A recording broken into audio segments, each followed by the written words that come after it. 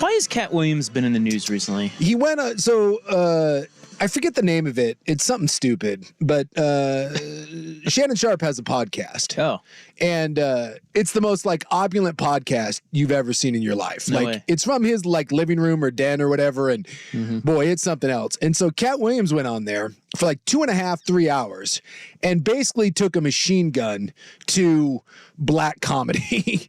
Like just started exposing people. Steve Harvey and the original Kings of Comedy. And he pulled no punches. Like he had been collecting receipts for like 20 years on comics and the movie business and all that, and just aired the dirty laundry. And it's one of the biggest podcasts of all time. That individual episode, it's like breaking records, like millions and millions of people. And so, of course, that's some of the little clips from it have been making the rounds. So there you go. Yeah. And maybe that's why I thought of Cat Williams, but when I heard that, whatever it's squeaky voice that we're in and we're dangerous, I was like, what? Is Cat Williams? I'm assuming you're talking about the NFL playoffs. I saw him in the news recently and I clicked no further. See, I love Cat Williams. I don't know much about Cat Williams. I find him hilarious. It's he's probably not for everybody, but boy, I sure enjoy what Cat Williams has going on. All right. Well, I'm glad he put his brethren on blast. Oh, yeah. Everybody on their toes. He murdered some people. All right. Well, hope everybody had a good weekend. I know I did. It was great. It was hot. It was hot? Balmy out there. Did you have a different weekend than I did? No. Yeah, it was. I was here. It was cold. A little bit of rain. Rainy. Just a scooch. Although I played golf on Saturday and it was sunny for 16 of the 18. Held out for you. Hey, that's a positive. You take that. I say sunny. It was fine. It wasn't rainy. I think that it wasn't rainy, but that's a little blue sky. There's a little blue sky out there. Just a scooch. Yeah, it was great. All right, you take it. Yeah. So what'd you do this weekend? I did nothing. Nice. No, I didn't do jack squat. So, a lot of nothing. Well, that's exciting. Sometimes you need those days. Yeah. Well, after the holidays, I'm guessing a lot of people did nothing. Yeah. Past weekend. Well, plus is it's just crappy out. And what else was I doing? Sometimes we enter seasonal depression right about now.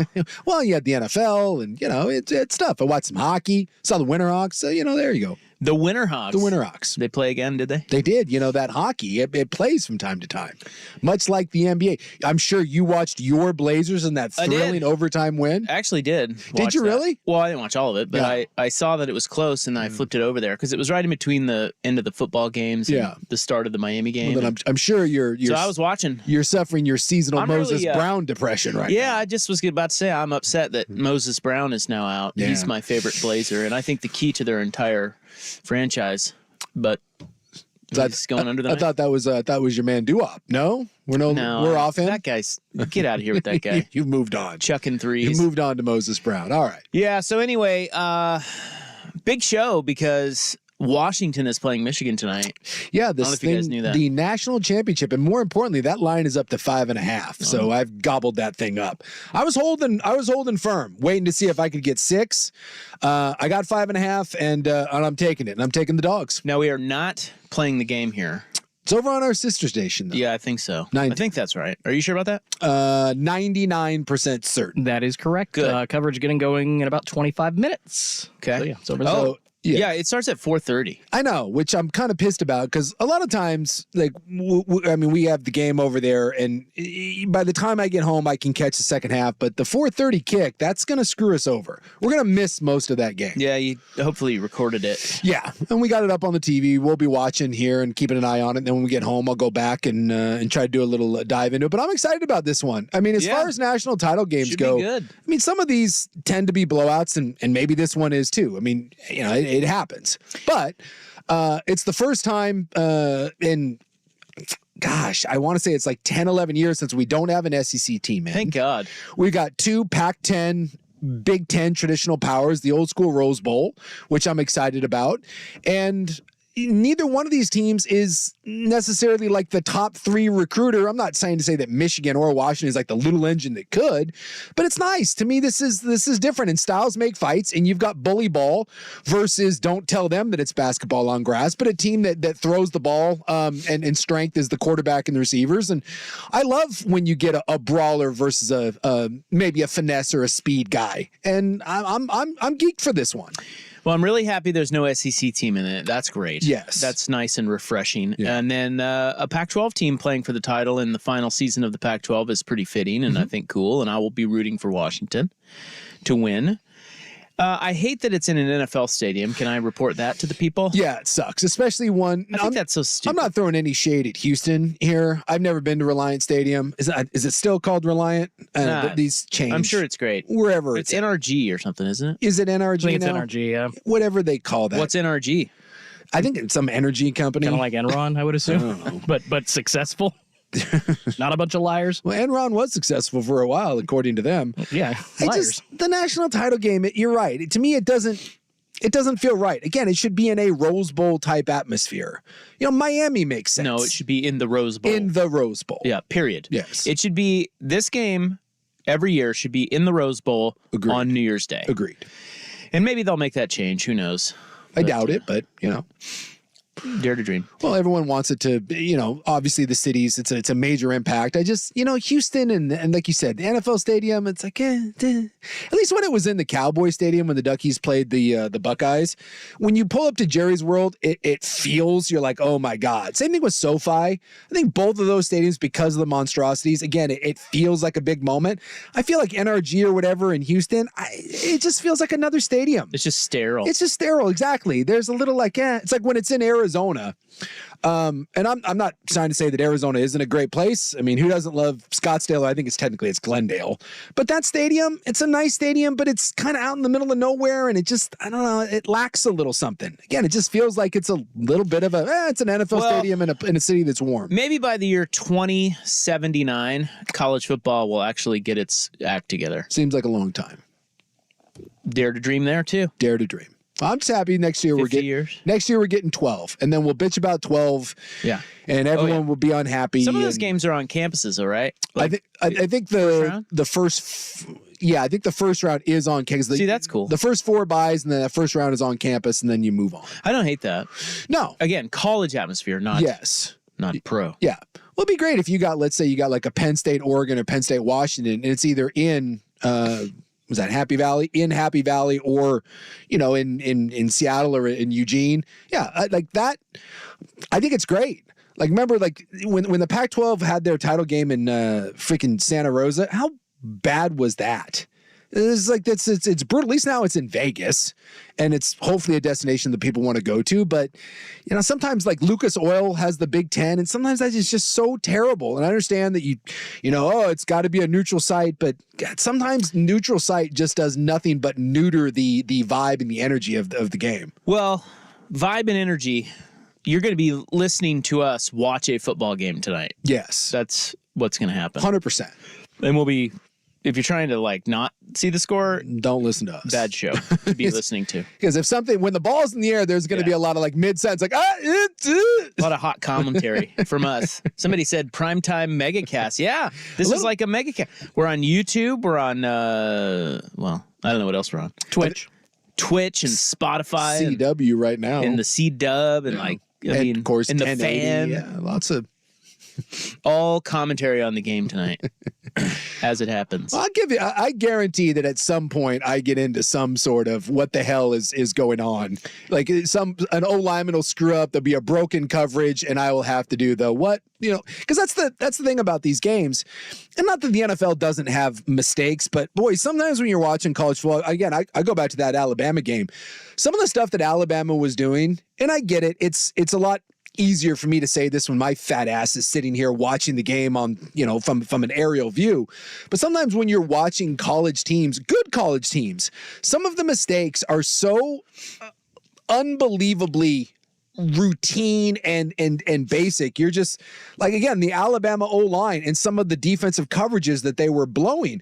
And then the narrative drives me crazy. Like all week I've been reading, about Michigan and about UW, and it's like Michigan's exotic defense has confused Alabama's offensive line. Rushing 4 from one side is not exotic. That's high school stuff. It's just that Alabama's O-line has kind of been a mess all year. And so now we have to spin this narrative that Michigan brings like all these pressures from around, and it's some of that is not true. Some of it is Michigan just lines up and says, hey, this is what we're going to do. Stop it. And Alabama couldn't. Alabama didn't even make an attempt. And so when I think about UW, I can't imagine UW's offensive line that's only given up 10 sacks all year is going to fall for that same sort of, I don't know, just basic, hey, can you figure this out? So I think some of the narratives that we get into can be a little lazy, and that's why I think Washington's got a real shot at this thing. I really do. Just remember, they're college kids. They are. Jace, and we have to say that. That's like the big qualifier. Anytime there's a glaring mistake, it's like, just remember they're in college. Well, and it's because they're so young. When we watch the NFL, every one of those players is an NFL player. And but it's true. Like stands to reason. Well, when we watch this game, right, we hear this all the time about Bama and Clemson. It's loaded with NFL talent. Okay, there's 6. There's 6 to 7. Maybe on an elite team on any given time, I don't know, maybe on your starting 22, maybe you got 12. And of those 12, there's 5 that are actually real NFL players. And then you got a couple slappies that are going to have a cup of coffee like me. You got a couple others that are going to be backups maybe for 4 or 5 years. But we act like it's just littered with NFL talent. And that's why the adage of could a college team beat an NFL team is just so stupid and laughable. And so, yes, when you do watch college games, even at the national title level, you are going to see bad ball. You are going to see blown coverages. You are going to see blown assignments on an offensive line. You're going to see plays from quarterbacks that you just look at and be like, what are you doing? And yeah, because they are college, they're not NFL guys. And even the ones that are NFL guys are not even rookies yet. Well, at least we have good quarterbacks in this game. Competent on one side and exceptional on the other. Yeah. Like it could be like that Alabama LSU game of whatever yesteryear that was. Yeah. Remember that? Well, 21-0. Yeah, you can get some. Yeah, I mean, there's a lot of bad quarterback play in college. I'm just happy that we don't have that tonight. Yeah, well, I mean, the Alabama game, Michigan. No offense to Milroe, but exactly, it was bad quarterback. Pretty rough. And McCarthy isn't a world beater, but again, he's a solid quarterback. And on the other side, I think you have a truly elite guy playing at the top of his game. All right, well, let's get to going. The game starts at 4:30. I know, I don't like it. Out west. Not happy. So buckle up. We're almost there, man. Yeah. I mean, they're already showing the clips of the guys warming up out there, although Michael Penix won't show his face. It's very interesting. You notice that? He's got the ski mask. He's a strange duck. He's a little, he's a little different. He's always in that electronics tent praying to something, and I don't know. He's a weird guy, but I find him extremely likable. So 4:30 the game starts. Let's predict right now before we take a break. Mm-hmm. Where is the game when we sign off tonight? Gosh, this is going to be a 4-hour game. So if it starts at 4:30, yeah, you think it will end at 8:30? I do. I think it ends at 8:30. There are going to be so many commercials. So at 7, we're out of here. The only mid-third? Yeah. The only thing is, I think there is a chance, because I said I like Washington in this game. I think they can cover the spread. I think Washington can win outright. But there is a chance that this game is over in a tight 256. And that is Michigan runs the ball 52 times. Yeah. And Washington has the ball 7 to 8 possessions. I mean, Michigan came out, and I don't know if you've listened to anything, but Michigan kind of came out and said, like, we'd like the ball, and then we'd like to eat about 9 minutes on our first drive. Like, yeah, well, that's no secret. Yeah, there's the idea of like, oh, Michigan, they get out of there and then they show Washington they can throw the ball. No, Michigan's going to, unlike Texas, is going to run, and then they're going to run some more, and then they're going to run some more, and then they're going to run some more. And if Washington can't stop that, the game might, and that's not, if you're a Husky fan, this was the old Stanford Oregon thing. Like Oregon's offense, it was like, hey, cool, you're only going to get the ball 7 times, and if we stop you 3 of them, we feel pretty good about this. Well, so maybe it won't be 4 hours. I don't know. That's the thing. This game could go quicker than you think because of if Michigan's able to run the ball. Could be clean, few penalties, well-coached teams. Yeah. Maybe just before you know it, it's halftime. I don't know. Well, stay here and find out. We'll get our poll question in when we get back. It pertains to tonight's game. It is 3:15 on The Fan. Yeah. The home of Dirt and Spray. I'm Dirt. I give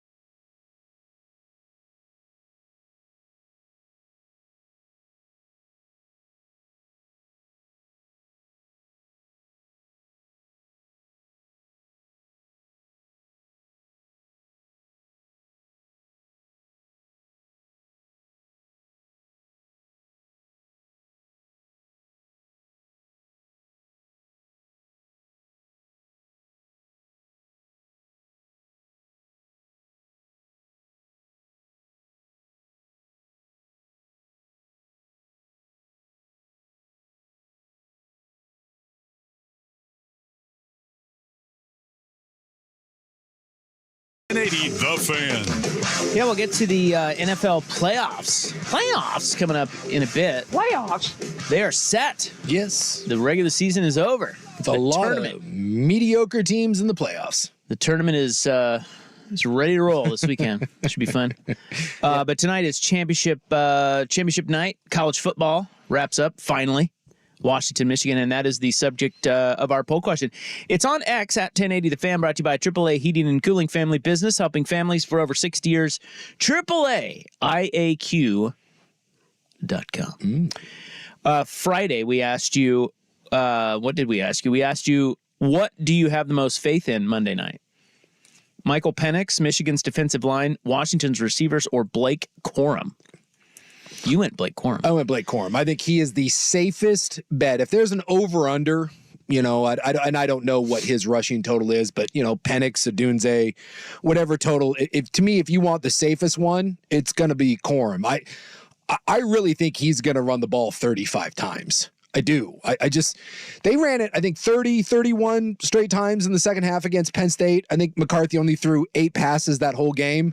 And I think unless Washington jumps ahead like they did against Texas and forces Michigan out of that shell, Michigan's the one team that won't change. And I think that's a rare thing in this game. Like, very few teams are willing to just sit there and play that style of ball. And Michigan doesn't care. What does the Ravens say that, right? Patrick Queen says, we play a style that other teams aren't willing to play, and that's Michigan. Yeah, I was listening to Joel Klatt speak about this game, and he was talking about how Jim Harbaugh called his brother John, coach of the Ravens, of course. Yeah. And I don't know when this was, a couple years ago, when Harbaugh was not getting over the hump, and he asked him, he said, what do I got to do? And John's advice was hire one of these two guys to run your defense. One of them is the guy that runs the Ravens, because I think his name's McDonald. And Jim Harbaugh hired him. The other one's the guy who runs Michigan's defense now. But he hired the first guy, and then John hired him a year later, took him away, and so then he hired the second guy. But both guys were recommended by John, and Klatt was talking about how it's interesting that was really a key, and that the Ravens' defense and Michigan's defense are built pretty much the same way. Yeah. And that's studs up front, hand in the dirt guys that'll get after your quarterback, but then hybrids everywhere else. Every level is strong. Yeah. And it's kind of interesting how they are. I mean, you look at their defense, Michigan's defense, it's built like Baltimore's. And sure enough, Baltimore's the number 1 seed in the NFL, and Michigan's the top team in college football. And it's that when you look through the Ravens defense, and I'm not saying the Ravens don't have good players. They do. They have good players at every level, but there's no Aaron Donald, right? There's no Watt. There's no one that just jumps off the page and you says, oh my God, that's the best player at his position. But there's no weak spots. Well, Hamilton kind of does. That's true. That dude he's. I stand corrected. There you go. That's one of the 2 best players at his position in all of football. He's special. But it's largely built on we have depth and we have guys that play an assignment and we can rotate through and we got players at all 3 levels, and that's Michigan. Like, Michigan has dudes at all 3 levels, but it's. Like when you look at Texas, like Texas's D-line, they've got 2 guys with Murphy and Sweat that are better than anyone that Michigan has. But Michigan goes 9 deep. They just rotate through guys, and they got studs at linebacker. And they're good corners. Unlike Texas, you can pick on their secondary. Michigan, you can't. I don't think that Michigan's corners are like necessarily the best in football. But again, there's no weakness at that level. So yeah, I think that there's some real similarities there. And like you said, how they play, and they are suffocating. They're absolutely suffocating. And styles make fights, and I love this. I love when we get the unstoppable force and movable object sort of thing, because Washington's offense, when healthy and when cooking, it's the best offense in the country. It's elite. And Michigan's defense, no one's really gotten the better of it. They just haven't. Ohio State had a little bit of something going. Or Alabama in the second half was able to get some stuff on them and force Michigan to play from behind. But no one's really been able to to get the better of Michigan's defense. And so I love the juxtaposition of these matchups. Yeah, the first guy. So Ravens defense coordinator is Mike McDonald. He was at Michigan and then went and then coached with Baltimore. Minter, right? Is the Jesse Minter is Michigan's current defense coordinator. Both guys were who John Harbaugh recommended to Jim. So yesterday, Michael Penix won the poll Friday. 46% said they have the most faith in Michael Penix. 25% in UW's receivers, 19% Michigan's defensive line, and Blake Corum only got 10%. Yeah. Today we're asking you on X at 1080 The Fan, which championship drought ends tonight? Very simple, Michigan or Washington. Michigan's, of course, dating back to 1997. Washington's dating back to 1991. It's kind of crazy that Michigan, for all the love that they get, because we people loved, and Duck fan, whatever, loves to kill Washington for living in the past. And, it's only 6 years difference with that Michigan. And that was the Washington State game in the Rose Bowl. And since then, not only has Michigan hasn't been to a national title game, they haven't won one. They haven't been to one since then. So it's a significant drought. When's the last time Notre Dame won? God, that would have been, was that Tony Rice? What year was that in the 90s? That would have been in the late 80s, early 90s. Now, they've been to national titles, obviously the Manti Te'o. Yeah. But I believe that the last that they won would have been Tony Rice, and that would have been 89, 90, somewhere in there. So of the Blue Bloods' longest drought, it's probably Notre Dame. 1988. 88. Yep. Was the last time that they won, and I believe they beat West Virginia Major Harris in the Fiesta Bowl, and they won a national title because Nebraska would have won theirs in the 90s. Obviously, Washington, Michigan, everyone else, all the Blue Bloods have won one. Yeah, I was gonna say who is the biggest Blue Blood, the biggest program with the longest drought? It's Notre Dame. I'm guessing, and then Michigan. I'm guessing Notre Dame and Michigan. Yeah, probably 1, 2. Yeah, I can't think of another one. Not who off the top of my head. Washington quarterback was in 91 when they won it all? Because, of course, they had Empman and their defense. I looked it up today. I was just looking back at that team because that was so long ago. Yes. Their defense allowed 1.9 yards per rush that year. 1.9. Steve, I think he finished second or third in the Heisman Trophy, and I get the knees gave out for maybe valid reasons when he played for the Colts, but growing up, I can tell you that I don't think I've ever seen a defensive player in college football that was more dominant and scarier than Steve Ettman, all loaded up on whatever he had going on, and and those early Husky teams, they were ridiculous. Quarterback, was that Billy Joe? Billy Joe Hobart.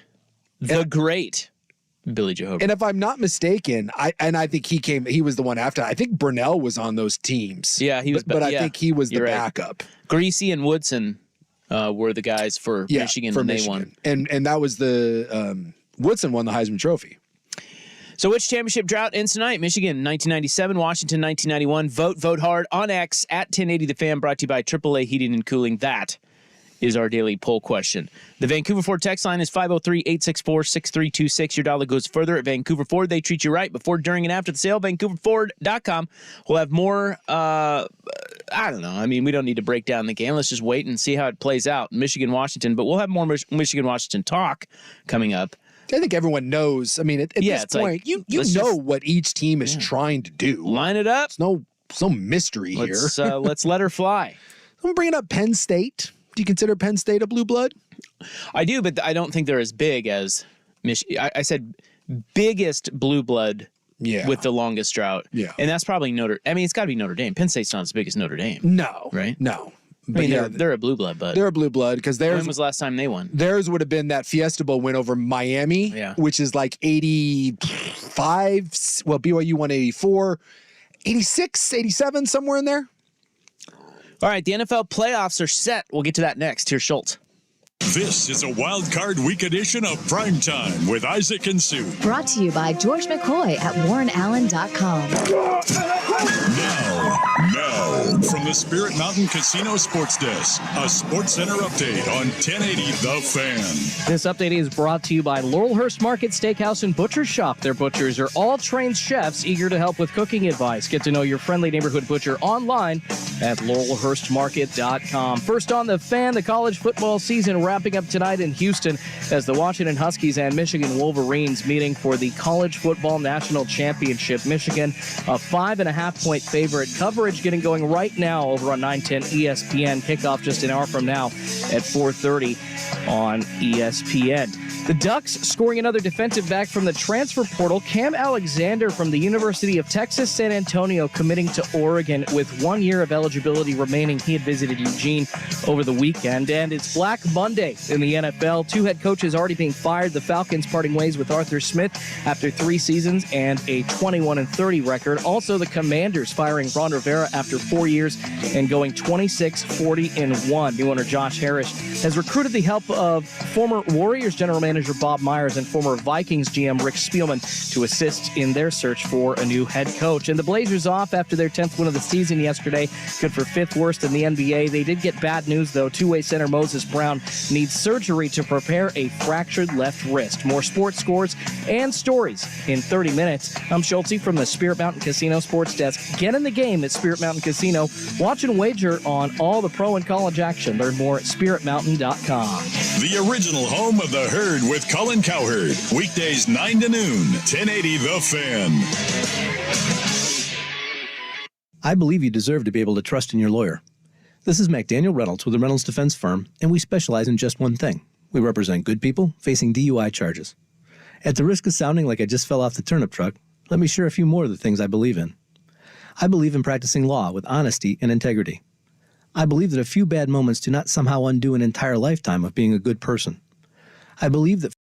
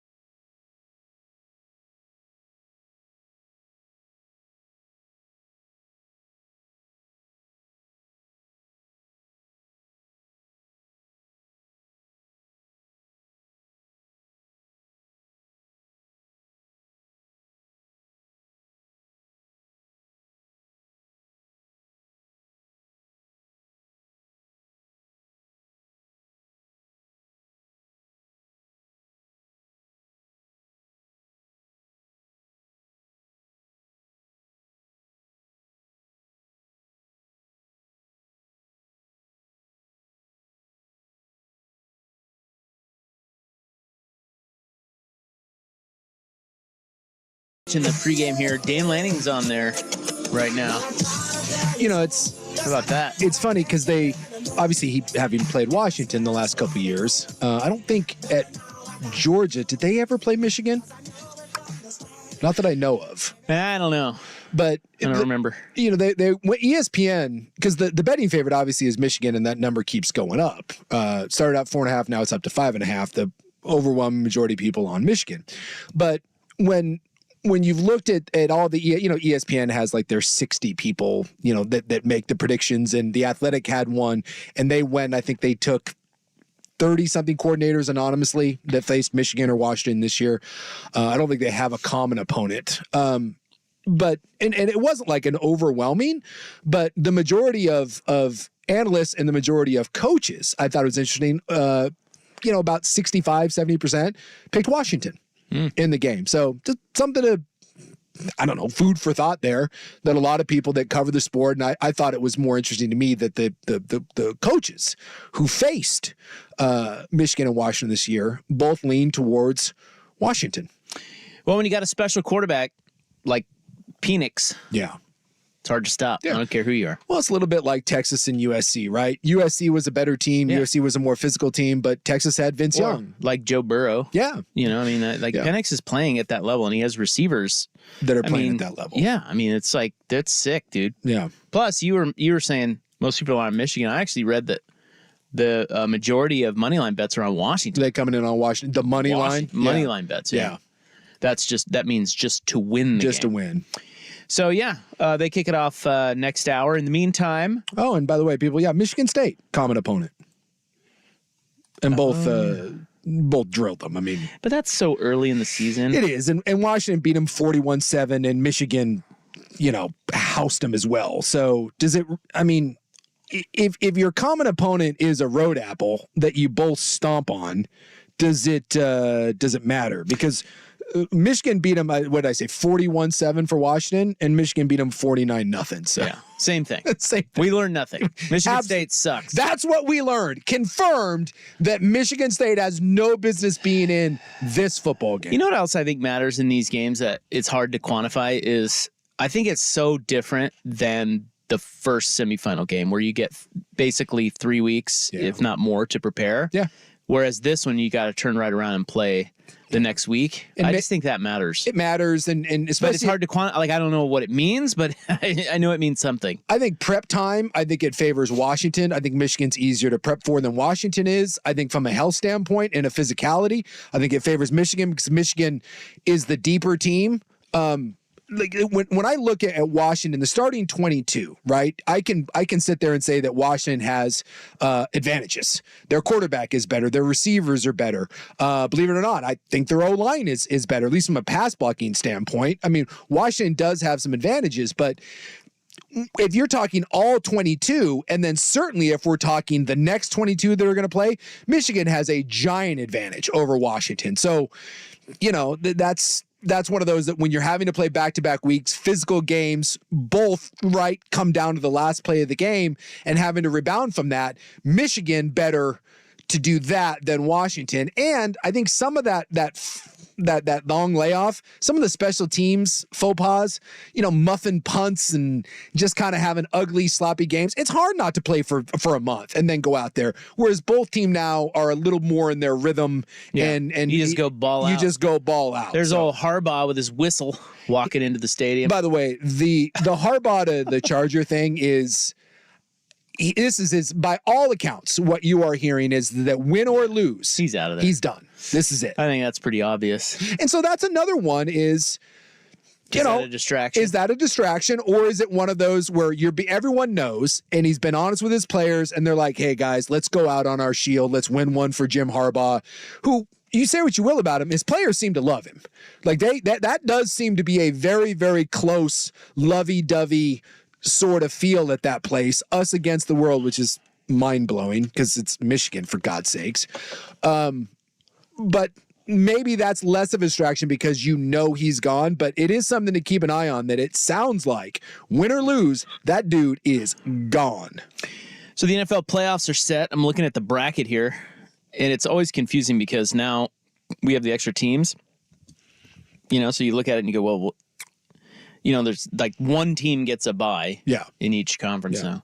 So that's Baltimore and San Francisco. And the opponents aren't set because the number one team will play the lowest seed left. Yeah, so you can't really map it out. Yeah.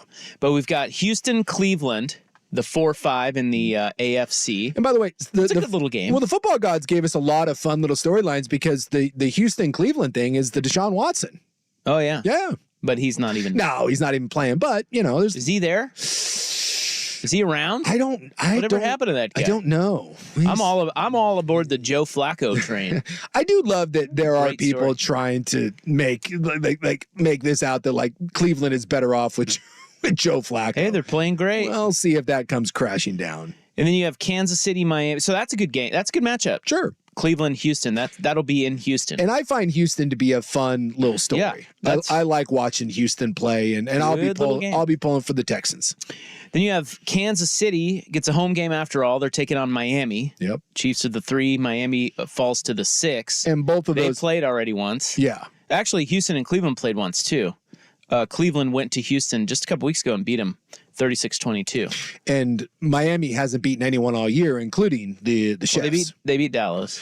Is that their one win? The Miami, that's their one win. So they did beat Dallas. They're kind of. I think Miami on a last-second field goal. Miami's frauds. They just are.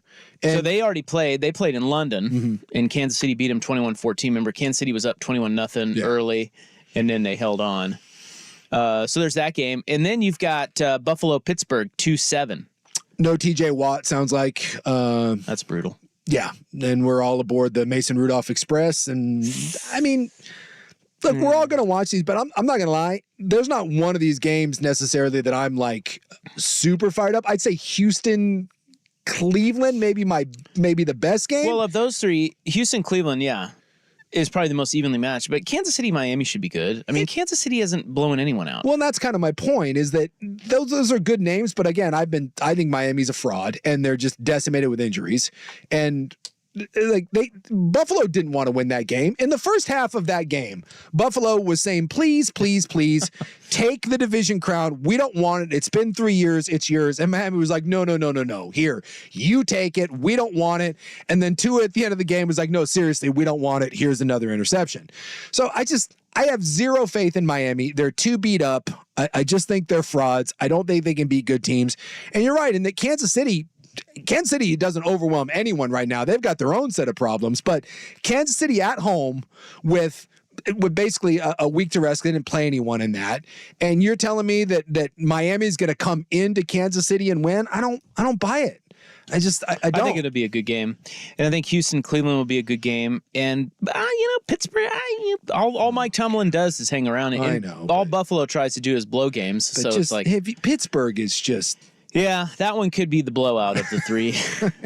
We talk about all the time that there's teams under this new format that don't really belong. And no offense to the Pittsburgh Steelers, and give them credit for finding 10-7, dude. They found a way to get to 10-7, but that's a 9-7 Jeff Fisher horse bleep. That's not a good team. 10-7. It's not. It's not a good team. Only because there's an extra game under the old regime. It's 9-7. That's not a good team. Pittsburgh isn't a good team. You were looking for these 7-9. 7-9. Yeah. They're 10-7. There's a big difference. Yeah. So whether you think they're good or not, they get to play in the playoffs.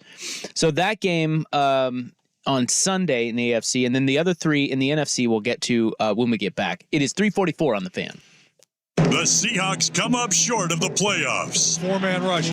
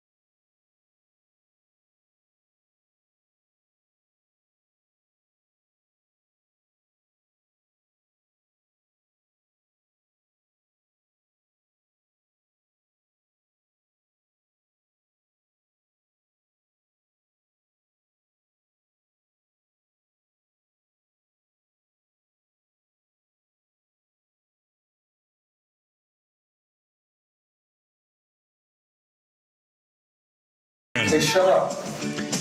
All right, while we wait for Washington, Michigan to kick off, which is in about 40 minutes, believe it or not. By the way, Dylan Johnson in full pads, Yes. warming up, and so is Westover, who was beat up in the Sugar Bowl. So the painkillers and the Toradol and everything else are they're flowing out there because both those two guys drugged to the gills. Let's go. Yeah, they need Dylan Johnson. Yes, they do. It's amazing that with, I'm not saying they're the best recruiters in the world, but they don't have another back. Like Dylan Johnson has been playing on one foot for like a month and a half, and they don't really have anyone else that they go to. It's very odd to me that there are plenty of 4-star kids in that program at running back, and they just don't use them. It's Dylan Johnson or bust. In the NFC, the playoff picture looks well, I don't know. I don't think the AFC games are bad. I think the NFC games are better. Oh, you do? See, I do. I might go the other way. I like the NFC games. I think they're more intriguing. I don't as much. You've got Philly, Tampa. Yeah, that's a crap game. It is a crap game because Tampa doesn't belong, and they, Philly's melting down. Philly is melting down. 1-5 in their last 6. I guess the part that intrigues me about this is against a crappy team like Tampa, who 9-0 against the Panthers with 2 Carolina TDs called back. Like Tampa's not good. Can Philly actually get up off the mat? Or is this just the ultimate Super Bowl hangover? So it's not a good game. It's going to be ugly. But I'm intrigued by it because of the Philadelphia angle. Well, I mean, but that's where Buffalo-Pittsburgh's not really a good game. But No, it's it's not. Intriguing. Sure. That's the thing the NFL has. Yeah. So Tampa and Philly, they've already played, and Philly won 25-11 way back early in the season. Yeah. So that's Monday night, that game. Back when Philly was still a real team. Well, that's when they were, were they like 9-1 or something? Like 10-1, and then let's just say everything since then is.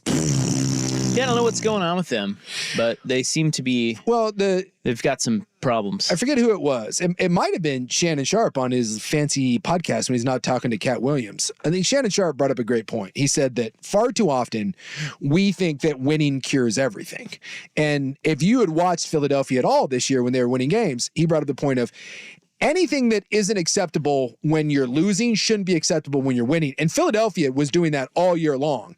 And then as the injuries piled up and Hurts kept getting beat up and the defense kind of went to hell and they started playing better teams, it fell apart. But dude, some of these problems have been year long with Philadelphia. It's just that they're manifesting themselves right now, and they're throwing some injuries, and they look terrible right now. And I want to see if they can get up off the mat because they keep telling you it's a championship team and we believe in ourselves. And well, we can't have Tampa advancing for another game, can I we? certainly hope not. Baker Mayfield? They're only in that because they play in the worst division known to man.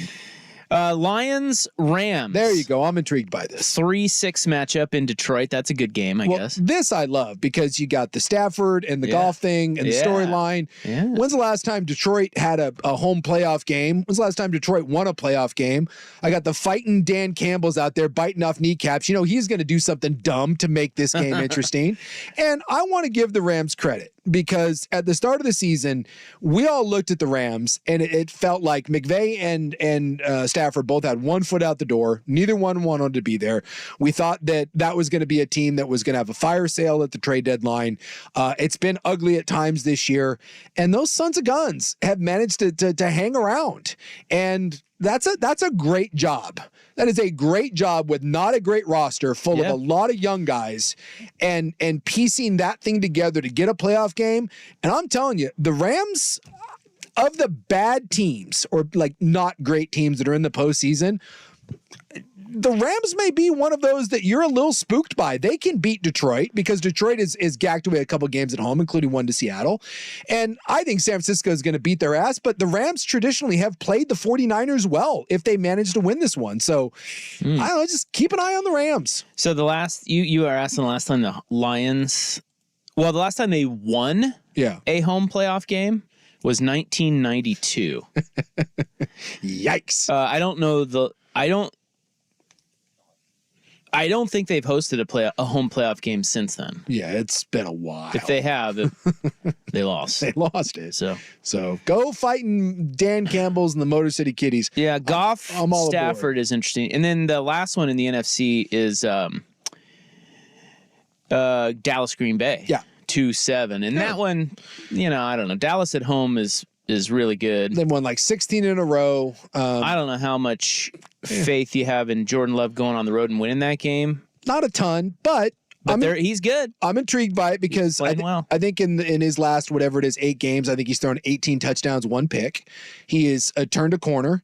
And Green Bay's a young, fun team that they're playing with house money. No one expected Green Bay to be here, especially with Jordan Love at the beginning of the year, that he kind of went through, I guess he started off well and then went through that horrible slump. And it was like, Green Bay's a, turd of a season and it's a rebuild and find a new quarterback. And they've pulled this thing out of the fire. So I'm intrigued. Plus, Dallas, Green Bay, come on.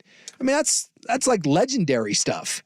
That's Pittsburgh, Baltimore. That's an NFC East, Cowboys, Giants, Cowboys, Eagles. I mean, this is great stuff here. So the Packers were 3-6?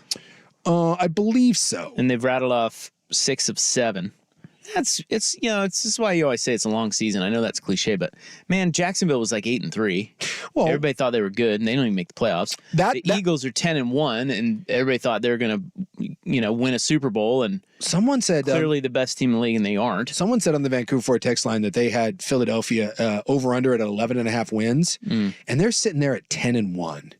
Boy, you're spending your money, right? Yeah, you're chalking that up. You are spending your dough, That's and brutal. then that happens to you? Can't even beat the Giants? You go seriously, you're going into that game against the Giants and you're sweating, but you're like, oh, hell, we're fine. Got the Giants. And you get Tyrod Taylored? What? I think the one that killed you was the Arizona one. So I'm looking here. They were 10-1. They beat Buffalo in overtime, 10-1. Then they lost to San Francisco and Dallas. Which, that's tough. It's tough, but those are good teams. At Seattle, lost that game, came back, beat the Giants, and now you have 2 games against Arizona and the Giants again to win one. I'm talking about that guy's and win the division, get a home playoff game. Yeah, and they lost. They lost them both. Ugh. Unbelievable.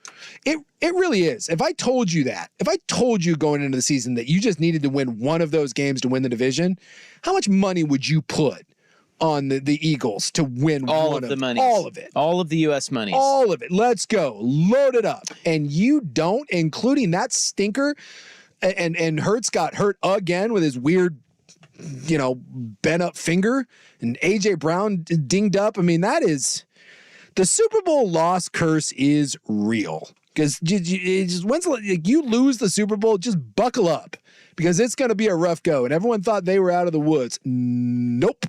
So Saturday we get Browns-Texans kicking it off, and then Dolphins-Chiefs. Sunday, 3 games starting with the Steelers-Bills at 10, Packers-Cowboys midday, and then Rams-Lions at night. And then the Monday night game is Philly and Tampa. And I will watch I can sit there and say that some of these games are bad games. Oh. I will watch every freaking second of this. I love Wild Card Weekend. And especially when you get sketchy teams.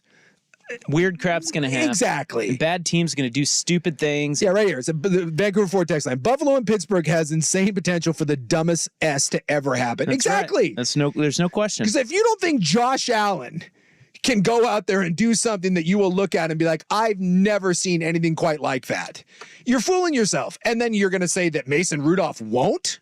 I mean, come on.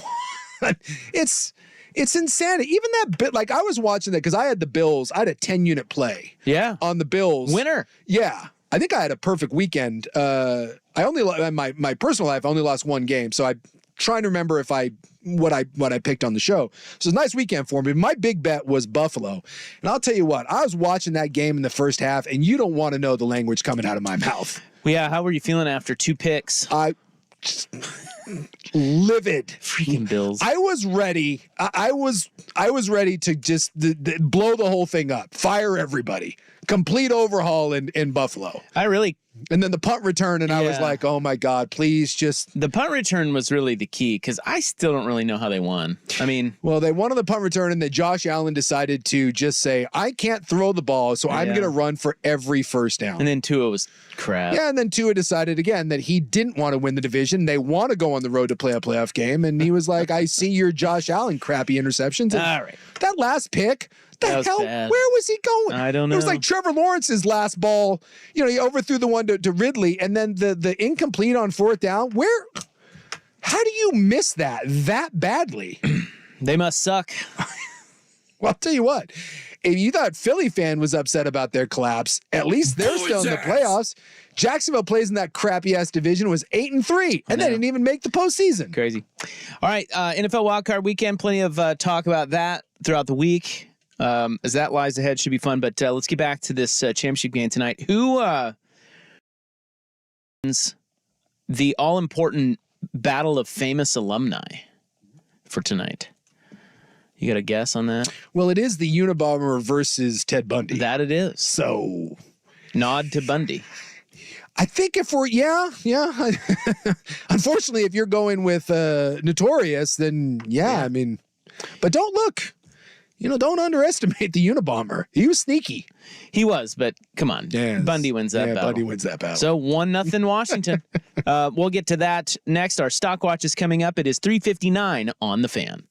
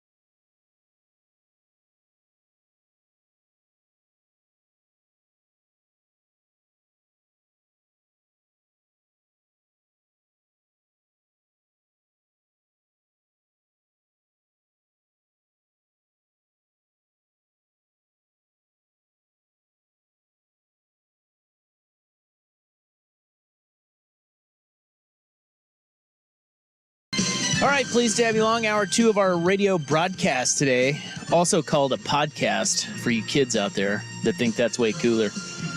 They're showing Blake Corum feature on the pregame show right now. And wrong little Brandon Roy and Blake Corum. You see that? Oh, well, I'll be damned. Doesn't he look a little bit like... With better hair. Yeah. But yes, I can... you see that? I see where you're going with that. See that there? Yeah. Our boy, Brandon Roy, number 7. Wait. Mm-hmm. Yeah. B-Roy was 7, Corum 2. Oh, well, anyway, we're just... And Corum, by the way, is going to be one of those guys that will be a college legend and then get to the NFL. And no. We're just filler until the game starts. There is a countdown clock, so we're at about 40 minutes. So it's not going to start till about 4:45. Harbaugh is wearing receiver gloves, by the way. And his whistle. And is out catching passes. Yeah. I'm going to start... He's not wearing khakis, though. He's wearing, he's wearing like blue, like the... Blue pants. Yeah, blue pants. I'm going to start wearing a whistle. Are you? Yeah. You're ready to... It is interesting because is Harbaugh ready to, like, what are you running, like, monkey drills? Like, what do you... Yeah, I mean, he doesn't... You can't really use it during the game, right? No. Like, so what is he... Well, he's just ready. He's ready in case a practice breaks out at any moment. In case he needs to break up a fight or something? When you hear 2 whistle blows, you take your toy back to the carpet. I don't know. He's just one of those coaches, guys. I'm disappointed that he wears khakis. I want Harbaugh to be like the old, like, bike shorts. You know, the coaching shorts. You know, like that. Well, if it were acceptable, he probably would wear those. Yeah, I'd like to see him in a pair of those. But no coach is wearing shorts to these games. Some knee-high socks. You know his dad did. Like, his dad, Mr. Harbaugh, old man Harbaugh. Oh, you know he was in those. Oh, my God. He just looks like bike shorts. And he looks... I mean, Jim is... Like that... Well, obviously it's his dad. But, I mean, he is a spitting image of Jim at the age of 80 or whatever. And it didn't fall far from the tree as far as mentality. Although, John... I know he's intense, but John Harbaugh seems just entirely more sane than either of the other Harbaugh boys. But he's not, though. Remember that whole feature they did on, they did a feature on them. I think it was like HBO Real Sports. HBO Real Sports. Dude, John Harbaugh's just as intense and crazy as Jim. I don't know. He is. I just think he hides it a little better. Yeah, well, I think Jim's a little more on the spectrum. Yeah, I mean, I'm not taking a dig. He is. He's like that dude's wild. Yeah, there's an OCD component to that. Yeah. So anyway, he was like going over to like recruit's house and having like sleepovers, and you know he's just a weird dude. I'll bet you that being around Jim Harbaugh is for anything longer than like 10 minutes is one of the most intense experiences you'll ever have in your life. Has JJ McCarthy meditated yet? I haven't seen that. Yes, and he's done. Yeah, he's done. Which is another reason why I am rooting for Washington. You know me in public grieving and things that you do in private, but you do them in front of everybody. That might be the most annoying aspect of any player on this field, is that he goes out before every game to, quote, meditate by sitting under the goalposts while 1,000 people photograph him because and go over and annoy him and the sound and all that, because nothing says meditation like that. Yeah. Hey, guys, I'm just taking a moment to myself, but in front of everyone, and if everyone could please notice what I'm doing and pay attention to me. Somewhere Kevin Garnett is sitting in Flip Saunders' parking spot and thinks that McCarthy's a bit much. It sounds like walking into a Starbucks to write a book or to do your paper. You have to be seen, writing by other people. Well, this guy has to be seen meditating. If you meditate before a game and no one's there to see it, did you even meditate? Pat Tillman used to do something like that, and Pat Tillman would climb up to the top of light towers so that no one even knew it, and he was upset when people found out about it. He would climb light towers because he actually wanted to be away from people and actually meditate. But JJ, maybe not so much. Now you've got the Washington assistant coaches running around screaming at players. I wonder, like motivating screaming. Let's be great. Like 35 minutes. Yeah. Like 35 minutes before the game. How helpful is that? I mean, I've been down on the Ducks sidelines when Tosh Lupoy is talking to his guys before the game starts, 20 minutes before kickoff. I'm like, that's firing me up. So. Well, I don't know if firing you up again 35 minutes while you're stretching. I don't know. Look, welcome to football, man. People, I can only imagine how much juice is going through everyone at this point when you're down there at that moment you've played to get to this point. And honestly, a lot of it is who controls the emotion. You hear this all the time, like in prize fighting. Like, you can come in too hot. Like, you come in there and it's just you're just so wound up and you can make dumb mistakes. I think you saw that at the beginning of both of the semifinal games. So I do think and we've asked Dan Lanning this, is like, do you sometimes have to know when to pull the reins back? He's like, absolutely. There is something to being too geared up. And in the national title game or any big game like that, you want guys obviously motivated, but you don't have to fire anyone up for these things. If anything, I would make the argument that you have to kind of dial it back a bit and get guys to get them even keeled. And hey, man, this game is not going to be won in the first 5 minutes, right? Let's all just calm down. We got a long way to go. Do our job. You hear that a lot from coaches, is don't do too much in these games. All right. Do your job. Trust the guy next to you. Do what you're capable of doing. We all do our jobs and we leave here with a ring and we all get laid. So we have Stockwatch next. Real quick, who wins the alumni battle? Now, these people, I did not verify all of these people actually graduated. As a matter of fact, I'm pretty sure Madonna did not. Okay. And neither did Ted Kaczynski, for that matter, although he's not on the list. If that tells you anything, I put together the top 5 famous alumni from Washington and Michigan. Okay. And Kaczynski did not. He didn't graduate there, but he did not even make the top 5. I think Ted might have taught at Michigan. Is that what it was? Yeah. I think he was there as a student. I think he taught at Cal and at Michigan. But yeah, Ted Kaczynski is a He hated it in college. He is he hated a lot of things, hence the woods and the bombs. Yeah, that's why he started killing. Yeah. So, but yeah, he is a Michigan, he's a Michigan man. I don't know if you want to claim that. So he's not on the list. No. Now, Ted Bundy is on Washington's list. I mean, come on. Here's the top 5 from Washington, at least according to me. Okay. Bruce Lee. It's pretty solid. Ted Bundy. Look, I'm not going to say that that's good. That's really good. But if you're talking about just fame and infamy, look, that's a nice 1-2 punch between Bruce and Ted. The great Kenny G. Okay. Ken Jennings. Oh, Jeopardy man? Yep. I always thought he was a BYU guy. And Rainn Wilson. Those are the top 5. And Rainn Wilson is Dwight Schrute. Dwight Schrute. Okay. You All also have honorable mention, if you'd like. Joel McHale, you can have him. Yeah. Or Anna Faris is a Husky. Okay. please. All right. Yeah. I like it. Look, So there's Washington. it started real strong, and then it's Joel McHale. it dies off a little. Michigan's top 5. Yeah. Gerald Ford. It's pretty good. Not only Gerald Ford, U.S. president, but also All-American Michigan football player. Yeah. Tom Brady. Damn it. I can't leave him off the list. No, even though it's an athlete, but it's Tom. He's another athlete. It's Tom freaking Brady. Michael Phelps. Son of a bee sting. Although Michigan, I don't like that this is being weighted so heavily towards the athletes. Okay, well then let's go to Madonna. That's tough. Freaking Madonna went there. That's tough. And then James Earl Jones Michigan puts it over the top. wins. I think that's right. Michigan wins. And then if you want some Michigan Yeah, I need some honorable mention, Gilda Radner. Damn it. The great. Michigan going strong. And then Iggy Pop. I'm sorry, UW, but I think Michigan wins and wins in a landslide. Also, fun fact, Michigan is home to Professor Sukanik that wanted nothing to do with me when I reached out to her.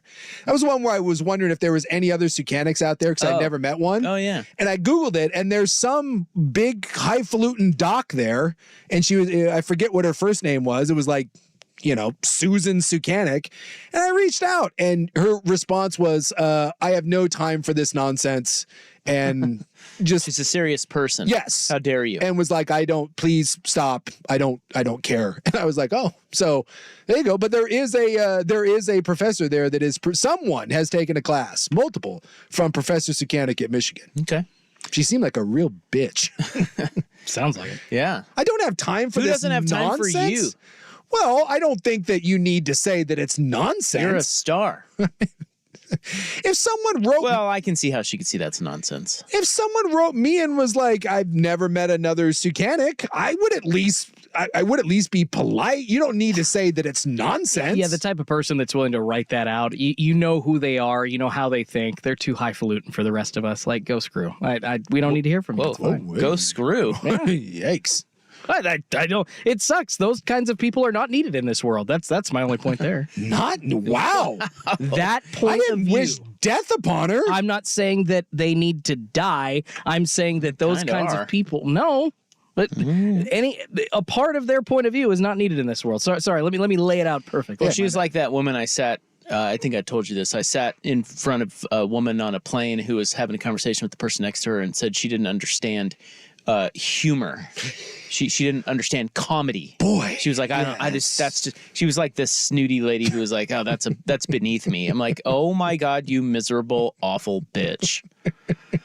Anyway, Stockwatch next on The Fan. It's The Fan on Demand.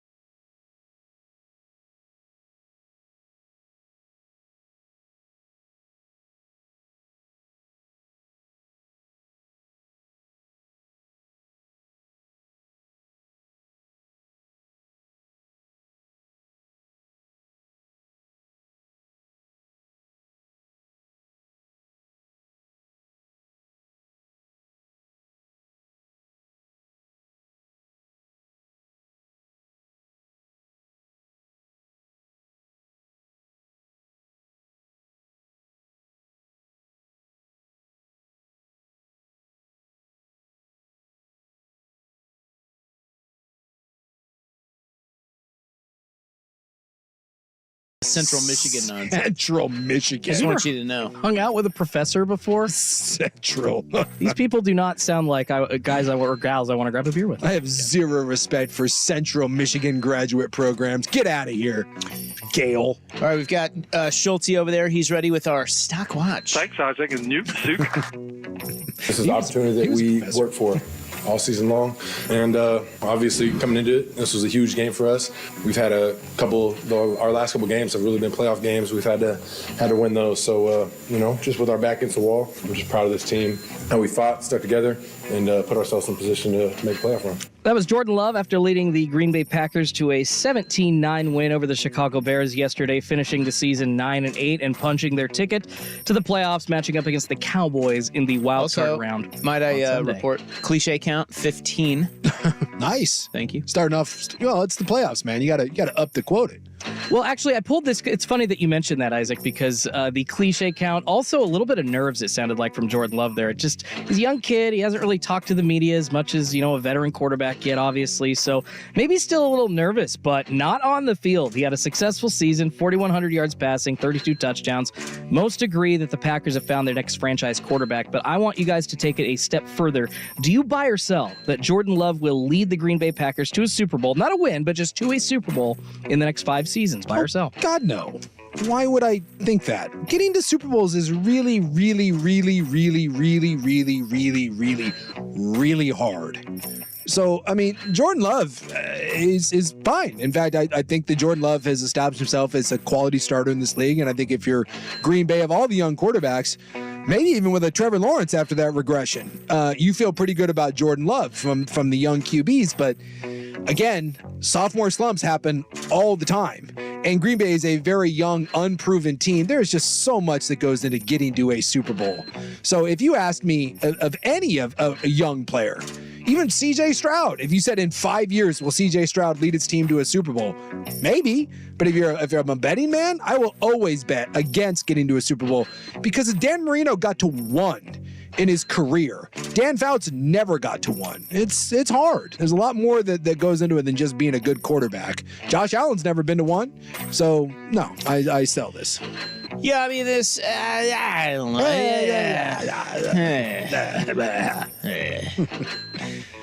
Make a All right, moving on. No, I just, there's so much more to it than just Jordan Love. Yeah. I think he could. I think he's good enough. I actually really like Matt LaFleur. Mm-hmm. I think he is a Super Bowl caliber coach. So it's really more about what they put around Love, right? I think, in other words, I think Love is capable enough. It will be interesting to see how they build the team around him. If they can do that while he's on a rookie deal, right? Yeah, but only for you're gonna have to make a decision. More? I think only one more. Only one more? Because he signed, that's right. I think he signed a 2-year deal. Right. I'll have to look it up, but Yeah. So next 5 years, I think it's possible. What the hell? I'll buy it. All right. F it. Let's go. Go Pack. Go look and see what old Jordan Love Go Pack Go has going on. Oh yeah, he's dirt cheap right now, but it looks like there is some outs after next year. Hello?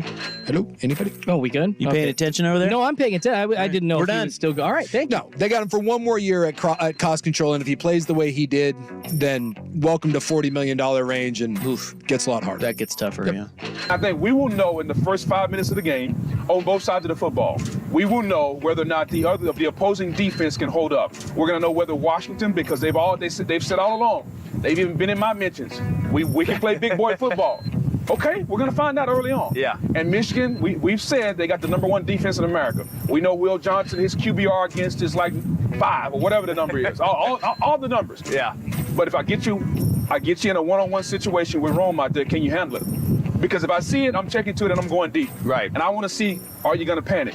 That is ESPN's Booger McFarland. Yeah, everybody's favorite national prognosticator. But he had an interesting point with ESPN's Greg McElroy this morning, talking about the defense for both the Huskies and Wolverines being able to handle the opposing offense. Lots of weapons at Washington's disposal, and Michigan can score a ton of points when they have to, when they're forced to throw the ball anyways, at least. But do you guys buy or sell that tonight's game will end up going over the 56.5 over-under, because I actually bet the over. I think a lot of points are going to be scored. But what do you guys think? Buy or sell over 56.5 tonight, the Natty? I'll take the under. I think Michigan is just going to bleed clock.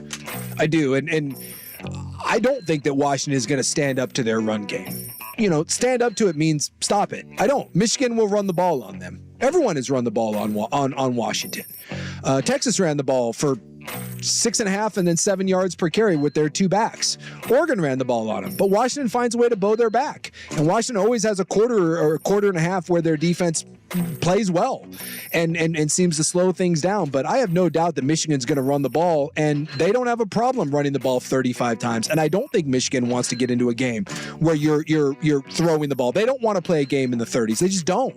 I think they're happy to play a game that's 24-17 or something like that. So it's possible this turns into a shootout and Washington forces them to come out of their shell, but more than likely, I think this is a game where Washington has 7 to 8 possessions all game potentially.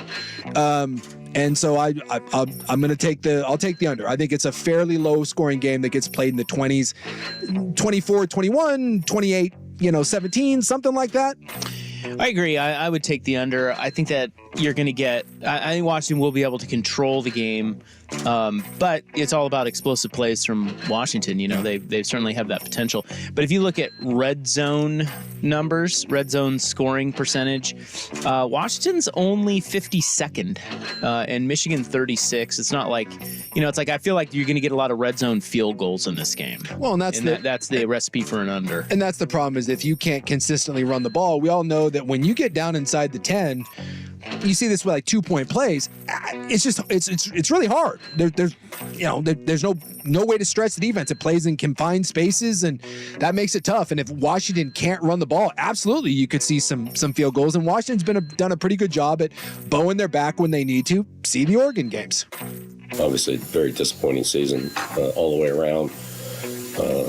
Players, coaches, staff, organization. Everybody's not anywhere close to what our standard and expectations are. So, obviously, things need to be fixed. Proud of the way the players and the team competed, but not the results, obviously, from any of us. Starting with me and all the way down to everybody else that was involved in it. I know we all feel the same way. So. I'm under contract, do what I always do, which is, every day I come in, work as hard as I can to help the team.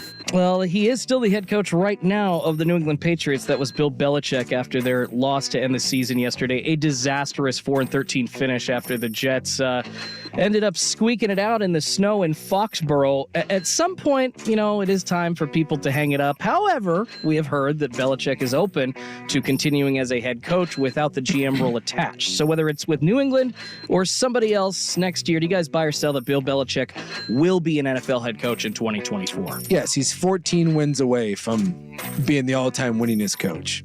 He already has 6 Super Bowls. He's already considered by most to be the greatest of all time. You're 14 wins away. And yeah, whether it's there in New England and the fact that he's willing and open to a different way of doing things, that's not a man that's ready to retire. A man that's ready to retire is like, hell no. I'm not changing S. Come get me if you want. You're paying me how much money to not coach? That's not a defiant Bill Belichick. So the fact that he is saying that he's open to coaching staff changes, that he's open to a different voice as far as personnel goes, that's a man that wants to coach. It's a man that'll stick around, and someone will give him a chance. He ain't hanging it up until he gets 14 more wins. Yeah, I buy it as well. But it's interesting that he hasn't parted ways with New England. No, hasn't happened Today's yet. Black Monday. But you heard, Glazer, everyone was saying that it was all but done. And Glazer was on the Fox show or whatever saying that it's over and done. It's just a matter really? It's saying it's just a matter of does he retire, hey, buy out, retire, fire, however they want to do it. But he was pretty adamant on their pregame show that they were done. And we've heard that report now for, a month that he's done. So it hasn't happened yet. It hasn't happened yet. Hasn't happened yet. Maybe they keep him. It's possible. The only one that I heard that was a I was listening to Moving the Chains today, the football show with Pat Kerwin and Jim Miller, and Kerwin brought up that, how do I put this? Robert Kraft can be a bit stingy when it comes to paying people to not do things. And that Bill is the highest paid coach in all of sports. And that maybe, just maybe, that may be a tough pill for him to write Bill a check to not do anything. How many more years does he have on it? Just the last year. Yeah. One more? He's got one more. So. At what? Probably 15 mil? Probably. Come on, Bob. So write the check. But, yeah, and you're gonna get a new quarterback. I mean, because they're drafting what, 5th, 4th, something like that. Third, aren't they? Is it third? Are they third behind the commies? I think it's Bears, commies, Patriots, Cardinals, Chargers. So you would assume. I think they are third. Yeah. So you have a quarterback coming in, and that's a bigger question: is do you want that quarterback to come in under Bill? No. Or do you just say, man, just clean slate, new GM, new coach? Well, O'Brien's supposed to be a good coach, but their quarterbacks suck just as bad with him. It was horrific. As their OC. Yeah, and then there's a lot of talk of, his kids are on the staff, and supposedly that's kind of worn thin, and is he open to firing his kids? This may be one of those, how much are you willing to... The scuddy now is that Vrabel's sitting there waiting for Kraft to turf Belichick, and he might want to jump over to New England. Yeah, could you make a trade for there? And, that's the other one that he brought up, too, is would someone else be willing to trade for Bill? Yeah, I don't know about that. Yeah, I don't know either. I mean, he's such an interesting... We'll have to talk about him later this week, but he's such an interesting figure because he's clearly the GOAT. And yet, does anyone want him? But no, he just seems like a joke. I'll tell you what, if I had a young team, I'm not certain that I would... In this age of football and offensive-minded game, Give me Ben Johnson all day, and I can't even pick Ben Johnson out of a lineup. But come on. I'm not certain that I want Bill mentoring my young quarterback at this point. All right, is that it for us, Schulte? Yeah, we're running out of time. It's fine. Goldberg Jones, when it comes to divorce, custody, or child support issues, trust Goldberg Jones to help. Call 1-800-DIVORCE. Phone questions answered at no charge. They bring you the Monday Stock Watch. In the news is coming up next. We had an emergency landing at PDX that has, taken the news cycle by storm. Well, I'll tell you what, those damn Boeing, the 737, the Max 737 Maxes. This is the 9, and I've got a Schulte soapbox about this one. I am checking every time I get on an airplane. I'm checking to see what airplane that is. I'll make adjustments. So we'll start there next. Here's Schulte with SportsCenter.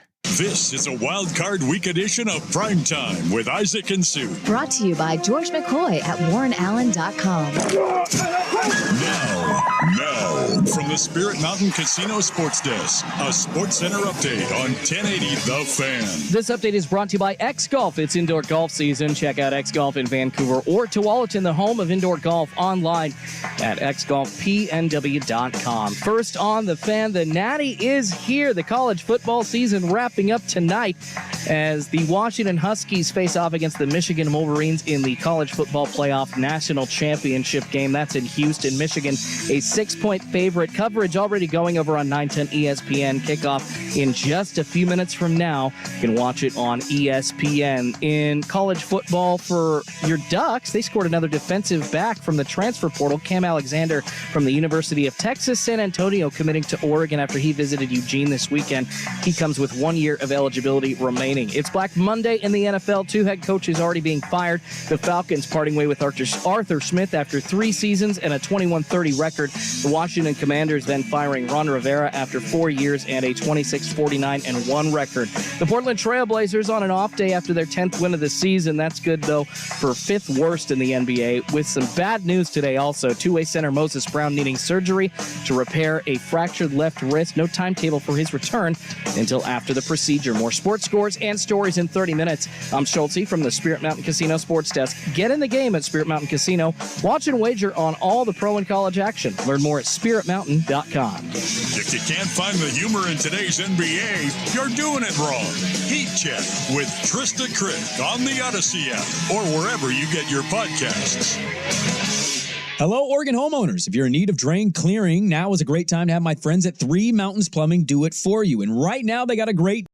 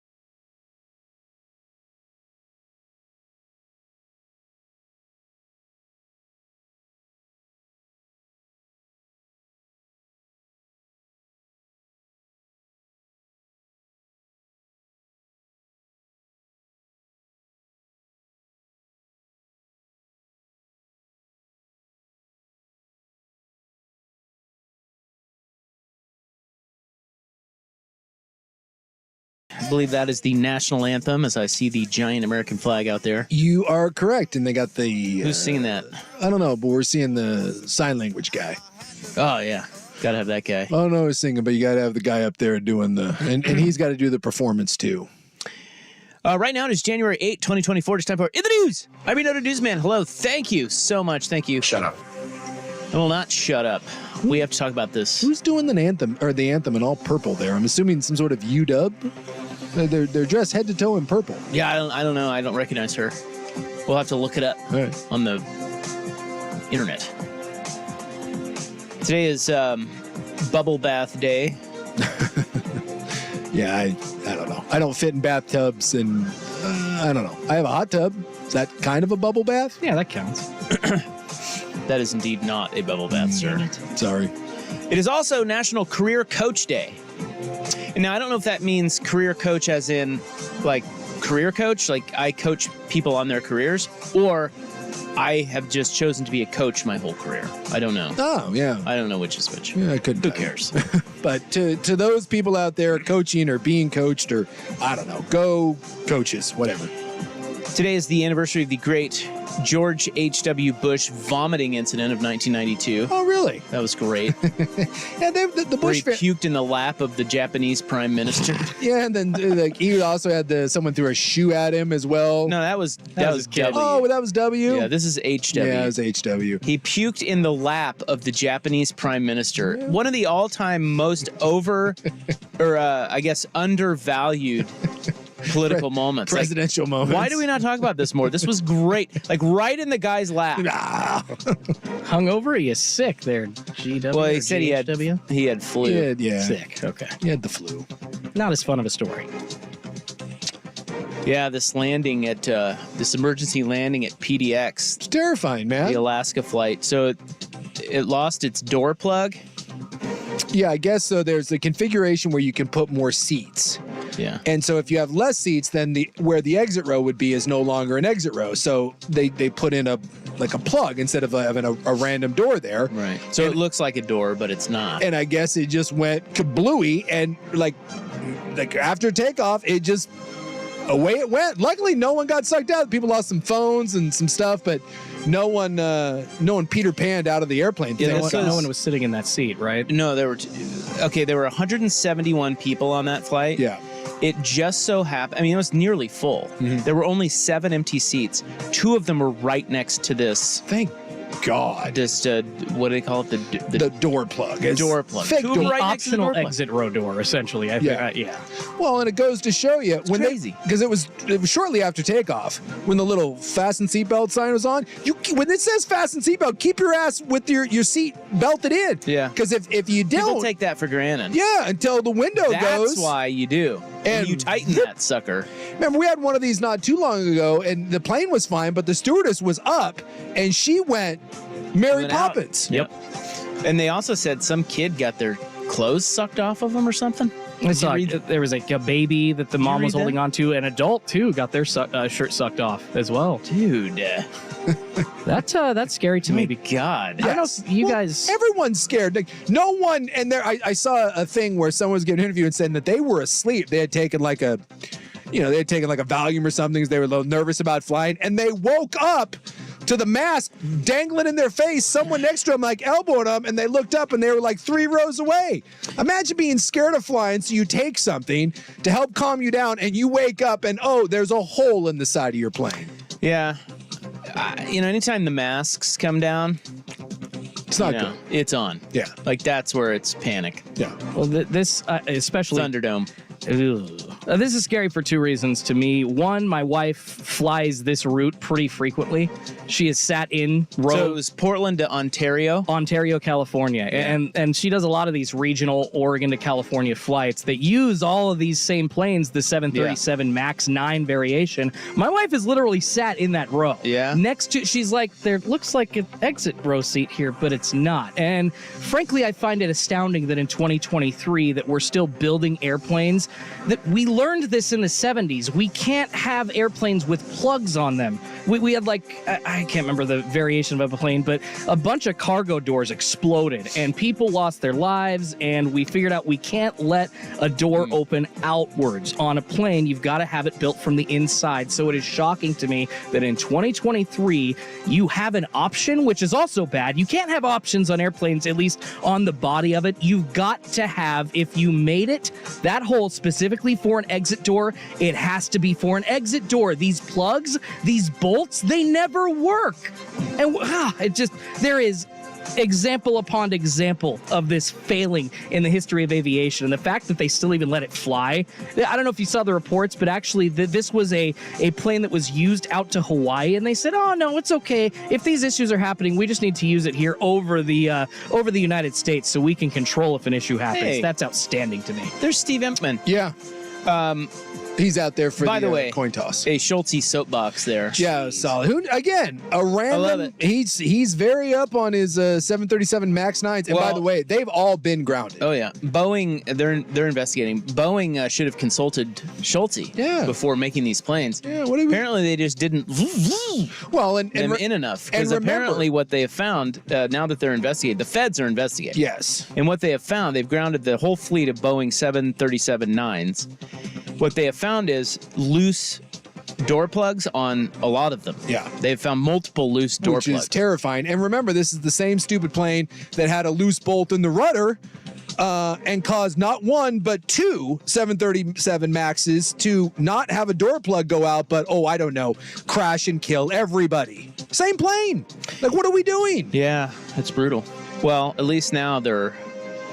Well, they grounded them before, and then they told us that. So that was actually the 737 MAX 8. These are two slightly different variations. That was the MAX 8. This is the MAX 9. What we're seeing is the newer airplanes. The construction is supposed to get better. Apparently, costs are being cut still. So I guess, are we going to say that, hey, at least these aren't crashing and killing everyone, so the 9 better than the 8? Cool, everybody. The airplane was a newly manufactured Boeing 737-9 delivered to Alaska Airlines on October 31. On 3 occasions, a light indicating pressurization problems had turned on, most recently on January 4, the day before the accident. Although Alaska Airlines characterized the warning issue as benign, the airline decided to restrict the plane from flying over water to Hawaii, for example. That's what Schulte was just talking about. Maintenance had been ordered to take care of the issue, but it wasn't done by the time of the accident. But whether that actually has any bearing on why the door plug came off is not clear. I just love the idea that I don't want the plane to come apart over the water, but if it comes apart over a mountain, we're cool. We're fine. What the hell? The plane had 171 passengers, not including crew, 178 seats. Of the 7 empty seats, 2 happened to be immediately next to the door plug. Officials reported no serious injuries, though they did find substantial damage to the interior of the plane. I wonder what sort of, like, when my flight got delayed from Japan, we each got like $500, like, the coupon. What do you get when your window blows out? Don't you think someone will sue? Oh yeah, 100% over this. Yeah, I would think. And by the way, probably should. And maybe all of them will sue. I would think so. Get a I'm gonna have a bit of cash. I'm gonna have big of an issue with that. Something tells me my lawyer would love to hear that they were like, well, we can't fly it to Hawaii, but we sure as hell can fly it to wherever, Salt Lake, Denver, whatever. I mean, I know for a fact that my wife was in one of these rows. I know for a fact. Like, I want to sue. I don't think we can, but this is so this. Your loved ones are in danger like this. It pisses you off pretty heavily. Now, you okay with the door plug coming off as long as you live? If you get a little money for it, you okay with that? No, I think that would really jam me up. No? Like, how do you get on an airplane again and not? Yeah, I wonder if anybody's like, who's gonna sit in that? Yeah, it's that stuff that can. If you've ever had anything really, really traumatic, that stuff has lasting impacts. Who's gonna sit in that row? Ain't me, man. I'm sitting back by, I think they said that the further in the back by the crapper you are, I think the better off. So, really? Correct. Yeah. Why? I don't know. Look, Schulte apparently is master of the skies. Well, the front of the plane, as it comes down first, it usually comes down at a higher velocity. So there's the potential for explosions or hitting the ground first, and breakup usually leaves the back part more intact. But this is just statistics. But statistically, you are safer at the back of the plane. However, you get off a lot slower. Schultze Sullenberger over here. I love it. He's dialed in. Well, there's a couple of other elements of this that we need to get to, but we have to break. So we'll get to those next. It is 4:49 on The Fan. The home of Dirt and Spray.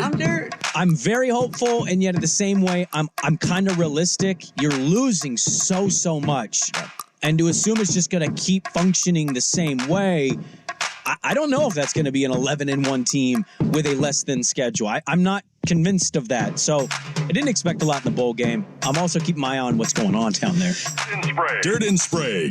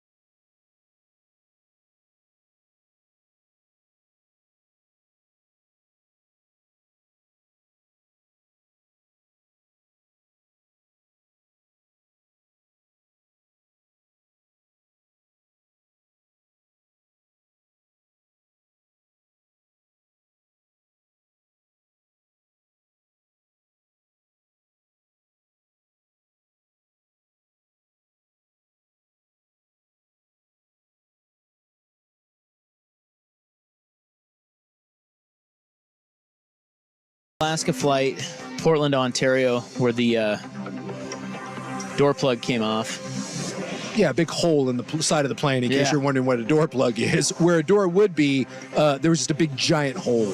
Crazy. Somebody texted and said, hopefully this won't affect Boeing's new convertible plane from coming out. Touchdown, Michigan, by the way. Yep. First drive, right down the field on them. Interesting, too, is they went to throw on first down. Washington got a sack. And when I was sitting there being like, wow, what's going to happen when they're playing behind the sticks? Well, a little off tackle play and was that 40-yard touchdown run? Donovan Edwards, not Blake Corum. No. So if you had the Blake Corum to score the first tutty prop, you lose. Yeah, Michigan's run 3 back so far, and this looked like Washington had it bottled up, and he just bounced. Got to tackle better. So one other element, 2 other elements of this that are fascinating to me. One is the actual door. I keep forgetting the name of it. The what do they call it? Door what? The exit door. It's called a door. The door plug. Door plug. Again, yes, it's one of those where they think butt plug. They can configure the plane to have other seating. Yes. And in that case, then there would be a door there. But in this case, there isn't. So it's just a plug. It's just a plug. It's not a working door. It landed in some teacher's backyard. Oh. That's interesting. Isn't that wild? Do you hold on to that for a souvenir? His name's Bob. And he said his name's Bob, and that's the only Like he wouldn't give his name. It was just Teacher Bob. Yeah. And he lives over off of Barnes and 217. And there's the door just hanging out in his yard. Crazy. What would you do if because I came home once and my fence had a big hole in the middle of it, just a bit obliterated. And I was like, what the hell? And then I figured out someone had taken a big boulder and just thrown it through the middle of it. And you're like, well, that's fun. What if you come home and your fence is gone and you're just sitting there and you're like, there's a plane door. Yeah, you're just like, what? But there's nothing else. You're just looking, you're like, how, what? Do you think it fell from the sky? Do you think someone took a plane door and threw it at your fence? Yeah, I think the last thing you think is that it actually just fell from the sky. Yeah.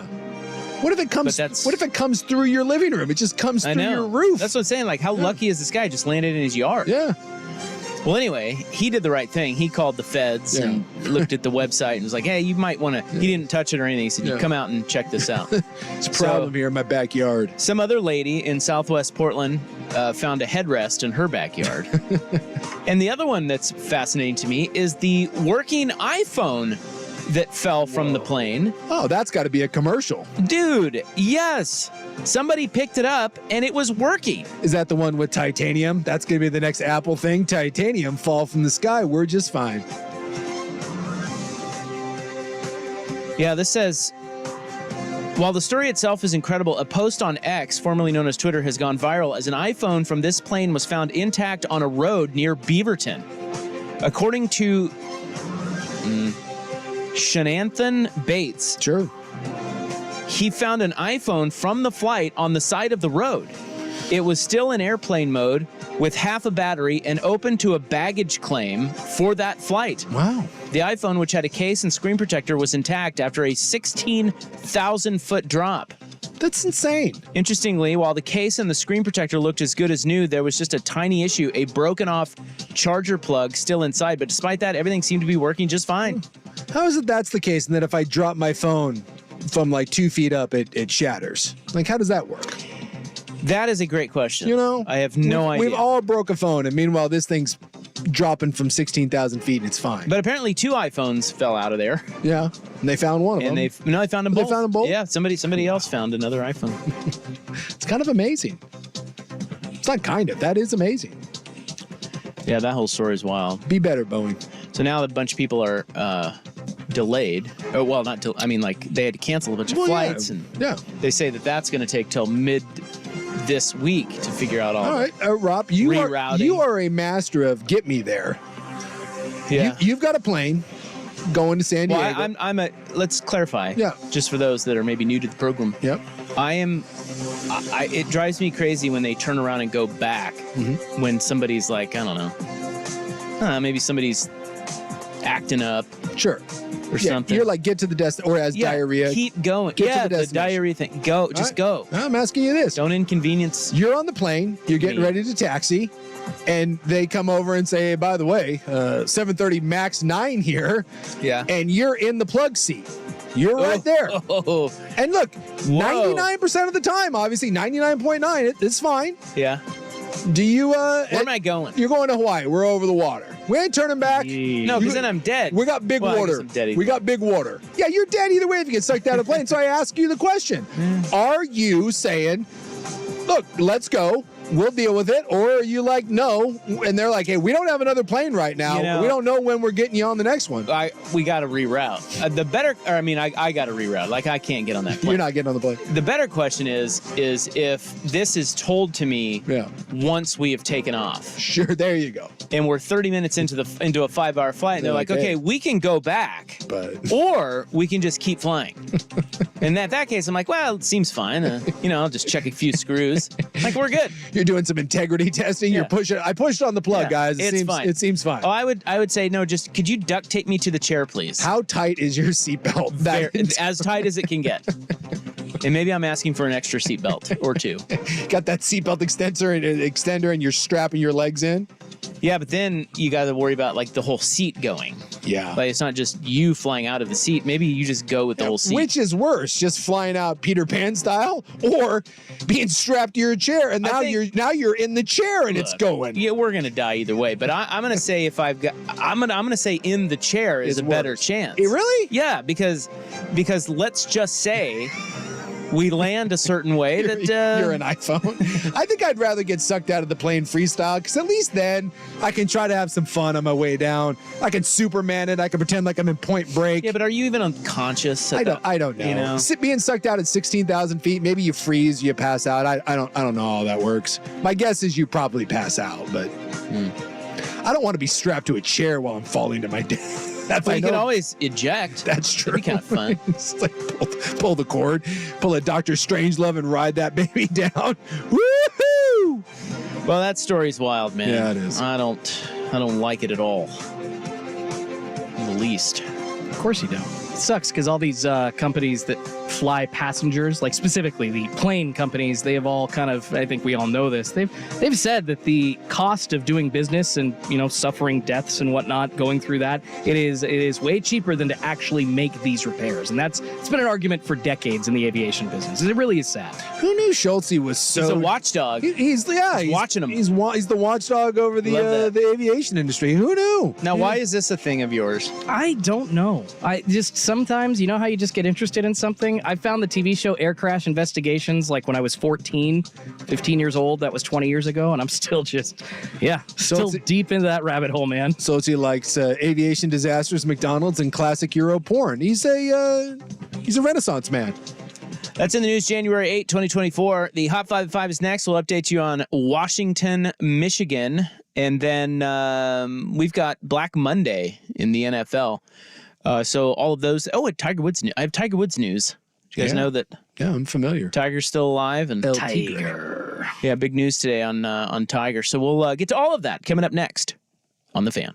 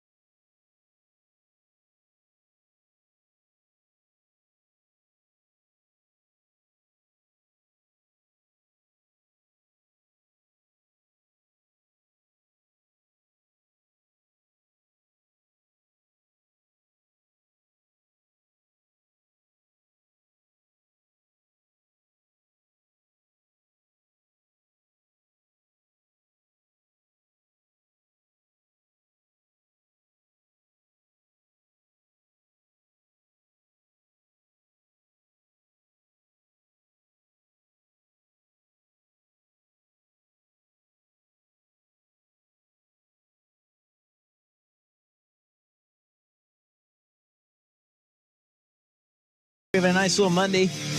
I know we are. It's Rob and Sook. What's going on? Speak for yourself. I want to be watching this game. Instead, we're here talking about airplanes.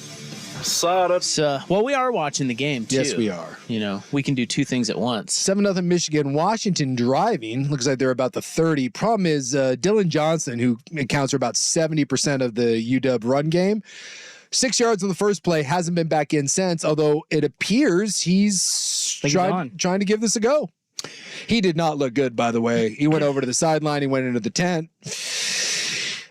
Dude, that guy's just playing on absolute guts and a ridiculous amount of painkillers. Is it weird that he has a hoodie on under his jersey? He does that all the time, and it throws me off. I don't understand. I don't really get why that's legal. Because it's one of the head gaiters that they put up, but he never wears his. Yeah, he never wears it. So I don't understand why he wears it other than I don't know. Maybe he thinks it's a Superman cape sort of thing, but dude, that young man is putting it all on the line as UW tries to get this thing tied up. Looks like they're about the 20 right now going in. All right, coming up this hour, we've got Jameis Winston apologizing. Can I say that normally I think some of this pearl clutching is ridiculous, but what Jameis Winston did was the definition of Bush League.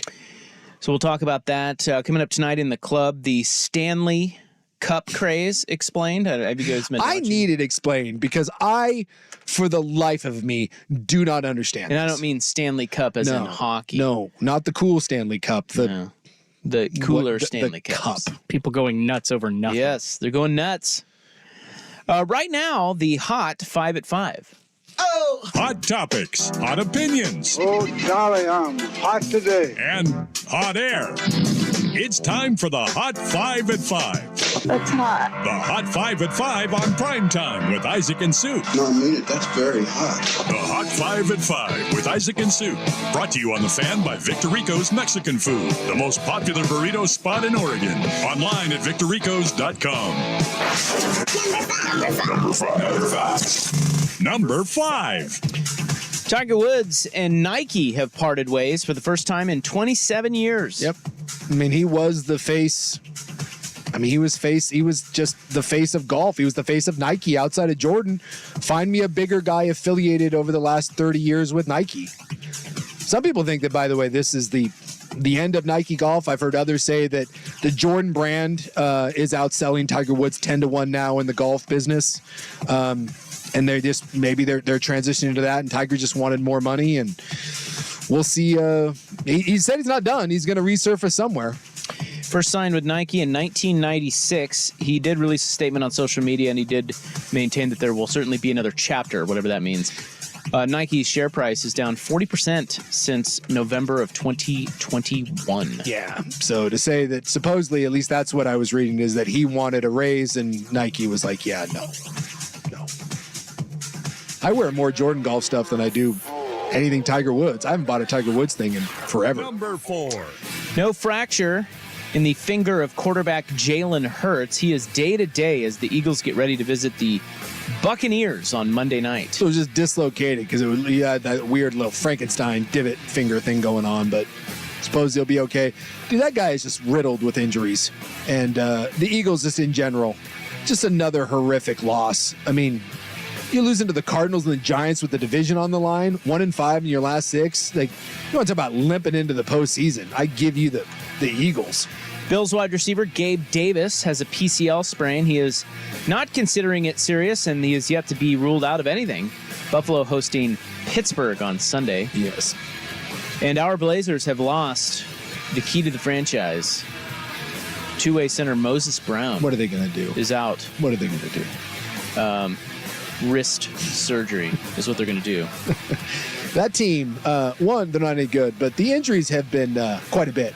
Their originally starting 5 that they were planning to roll out there, I think it's been on the floor for 2 games the entire season. Number 3. That's why they're terrible. I'm not sure that that's true. Probably not.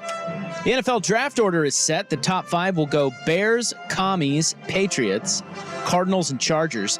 The Seahawks will pick 16th after finishing 9-8. Pete Carroll says he needs to do a better job, but isn't worn out. He isn't tired, and he plans to return. He will be 73 by the time they tee it up He is the youngest 73-year-old out there. Belichick's 2 years younger. Yeah, and looks like hell. Yeah, look like he can barely move. Pete's out there running around. I hope I'm not that spry now, and I'm 45. Also, they quietly release. They don't really release the NFL schedules, but they release the teams you'll be playing. And so Seattle will host. They will have home games next year out of the division. They will have home games against the Packers, Dolphins, and Bills.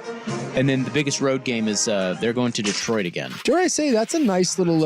I mean, it's tough, but they also get the Broncos at home. For a Seahawks fan, that's some solid home games. The Commanders have fired Coach Ron Rivera. He gone.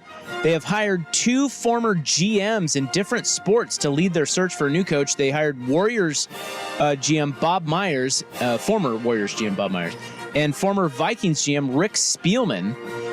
The Falcons have turfed Arthur Smith. He leaves after 3 seasons. He went 7-10 each of his 3 seasons there.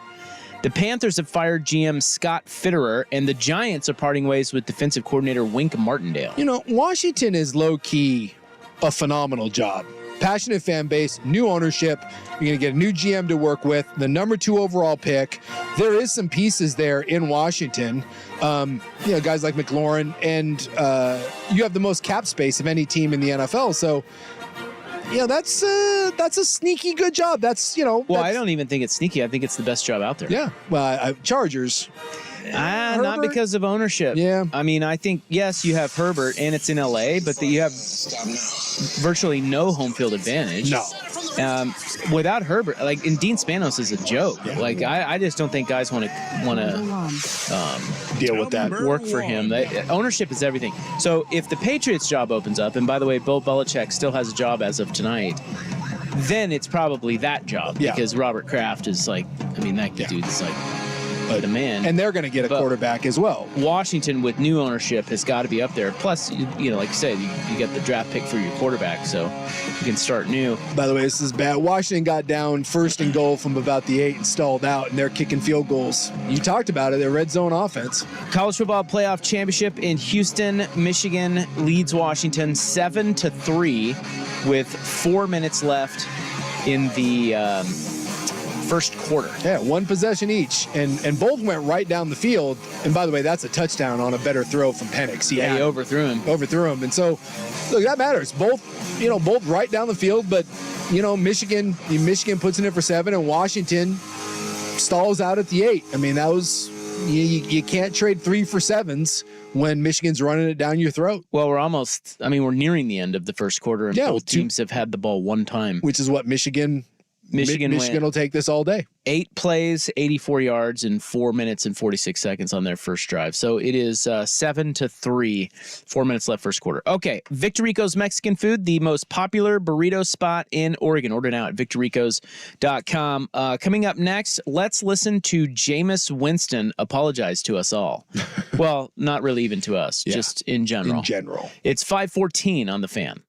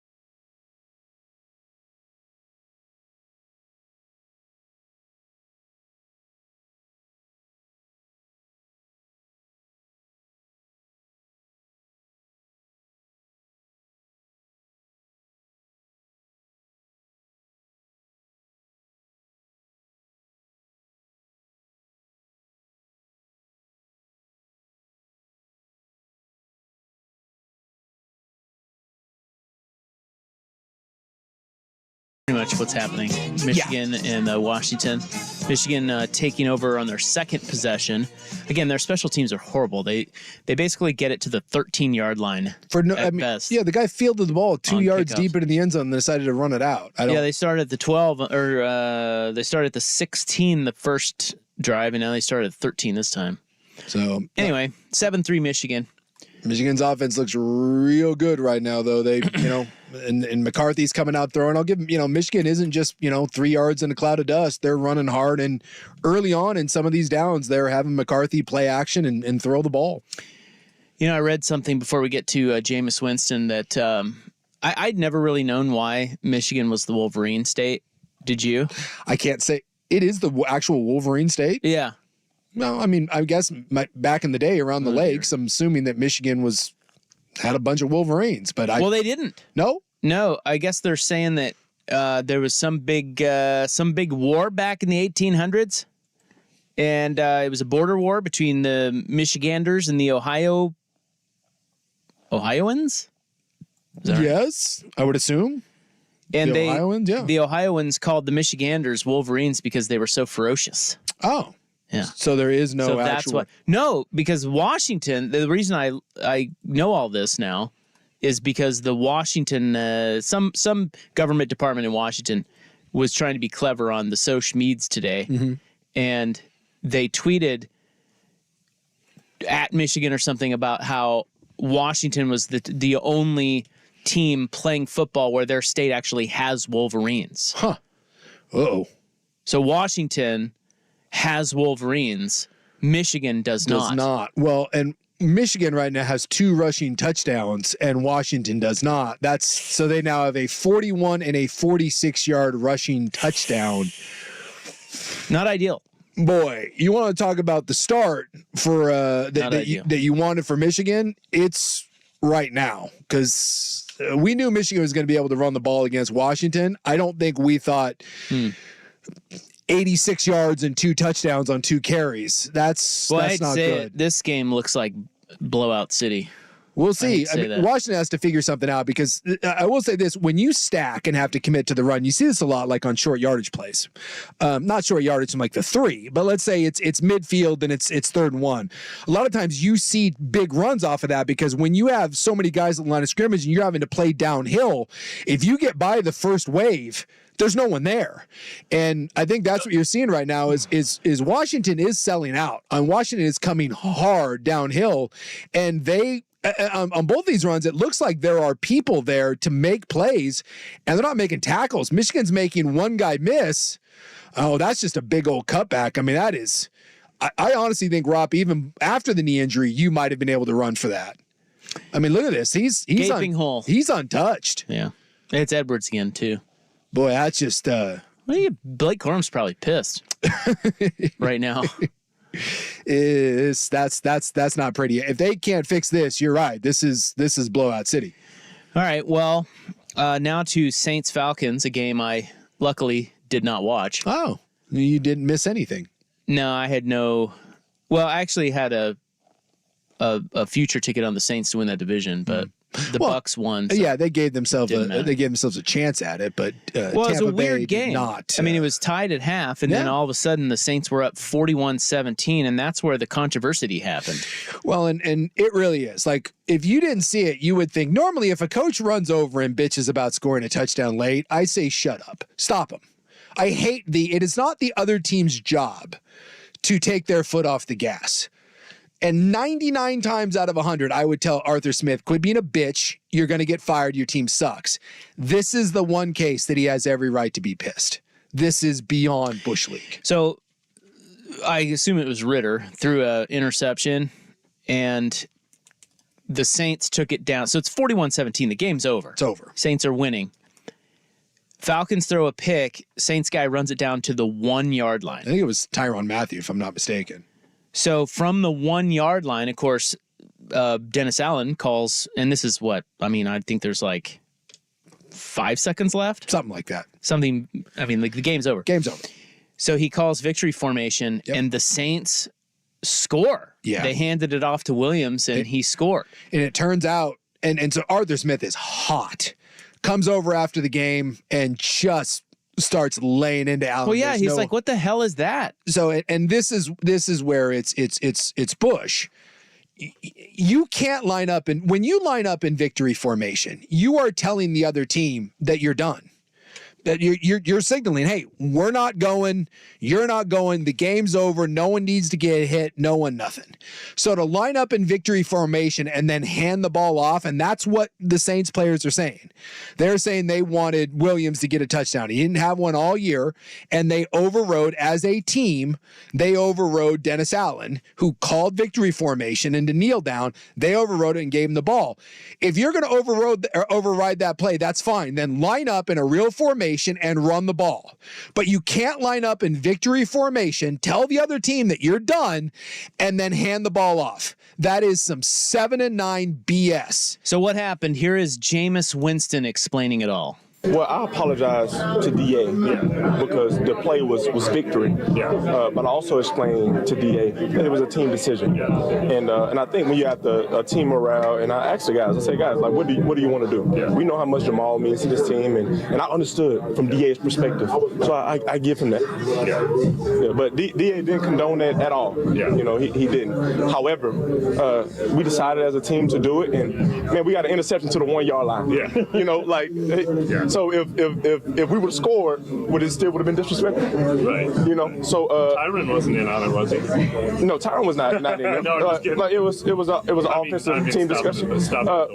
However, when you return the ball to the 1 yard line, and you have that opportunity, we just had that opportunity, and we decided. Do you think it's the kind of thing though that is forgotten fairly quickly, or you know what I mean? Like, I think it should be forgotten, especially when the score is already 41-17. So I don't know how much worse it can get. But I got a ton of respect for Arthur Smith and the coach that he is. I think they do some incredible things. I didn't want to disrespect him. That was not my intention. My intention was to lead the team that I've been with the entire year. And we made a collective decision that we wanted to get one of our guys who they fight with blood, sweat, and tears every game in the end zone. And I'm going to feel good about that. Yeah. So no regrets, huh? No regrets. Well, this is the thing. It's about the team. It's not about regrets. It's not about anything else. It's about us as a team making a collective decision. But I do apologize to Dennis. I apologize to DA because that was not his call. When you say decision made, was it right there on the spot, right when y'all on? What decision are you talking about? At the end. Okay. At the end, what decision? To go for the touchdown. To go for the touchdown. Was that something decided on the sideline after the pick, or did you wait till you got out there to do it? We decided on the field as a team. I mean, we don't regret. Do we regret for scoring 41 points on them? Do you think we regret that? Well, you do have to play these guys twice a year. That's all I'm saying. We already played them twice. I know, but I'm talking about the future. You know, somebody's got to play these guys twice a year. That's all. How do you feel about it? Tell me how you feel about it. Not good. Why don't you feel good about it? Because you got to play these guys twice a year. But what about it makes you not feel good about it? The head coach tells you to kneel it out. You're asking my opinion? Yes. I think you should have kneeled it out. Okay. Well, I'm just telling you as respectfully as I can. You answer my question as respectfully as you could, and I'm telling you as respectfully as I can that I respectfully disagree with you. That's all. You disagree with me or the entire team? Whoever made that decision. Okay. So you disagree with the entire team. So thank you. No, I'm just being honest and respectful. And that's what I'm attempting to do too. Yes. And that's what I am doing. So, yes. Okay. Jameis Winston's a clown. He is. He's a clown. And again, it's not a matter that you decided to go for a touchdown. You lined up in victory formation, you dumbass. You told the other team that you were done. That's like saying if you're in a fight with someone and you're like, hey, man, this is over, right? All beef squash, and the other guy puts his hands down and then you sucker punch him. You're a bitch. It's a bitch move. If I was on New Orleans the next time, or if I was on the other side of Atlanta, and the next time, I'd cheap shot Jameis Winston. I would absolutely, because why is that's all that is. That's a cheap shot. That's an absolute cheap shot. I can't believe there wasn't a fight that broke out. That's bitch stuff. That's ridiculous. You want to score a touchdown? Fine. Line up, run the ball. Line up and let the other side know we are running a play here. But it is universal. By the way, this is the same thing when you line up in victory formation, right? And the defense, imagine what would happen if a linebacker came flying over the ball and tried to take off your quarterback's head as he was kneeling. Would everyone at that point? Hasn't that happened before? Sometimes you get some people that kind of push and shove, but no one takes it this far. As a linebacker at that point, if I hit Jameis Winston in victory formation, can I say, well, I was just playing? Hey, my linebacker didn't have a sack, and he really wanted to get one. So what? We made as a team decision that I want to go after you. Jameis Winston is a bitch. Yeah, I think that's what the reporter should have said respectfully. Well, I feel like by the way, Blake Corum just ripped off a 59-yard run. Yeah, again. it's so it's the end of the first quarter, and Michigan has run the ball 9 times for 19.3 yards per rush. They have a 41-yard touchdown, a 46-yard touchdown, and a 59-yard run now. Yeah. It's not looking good.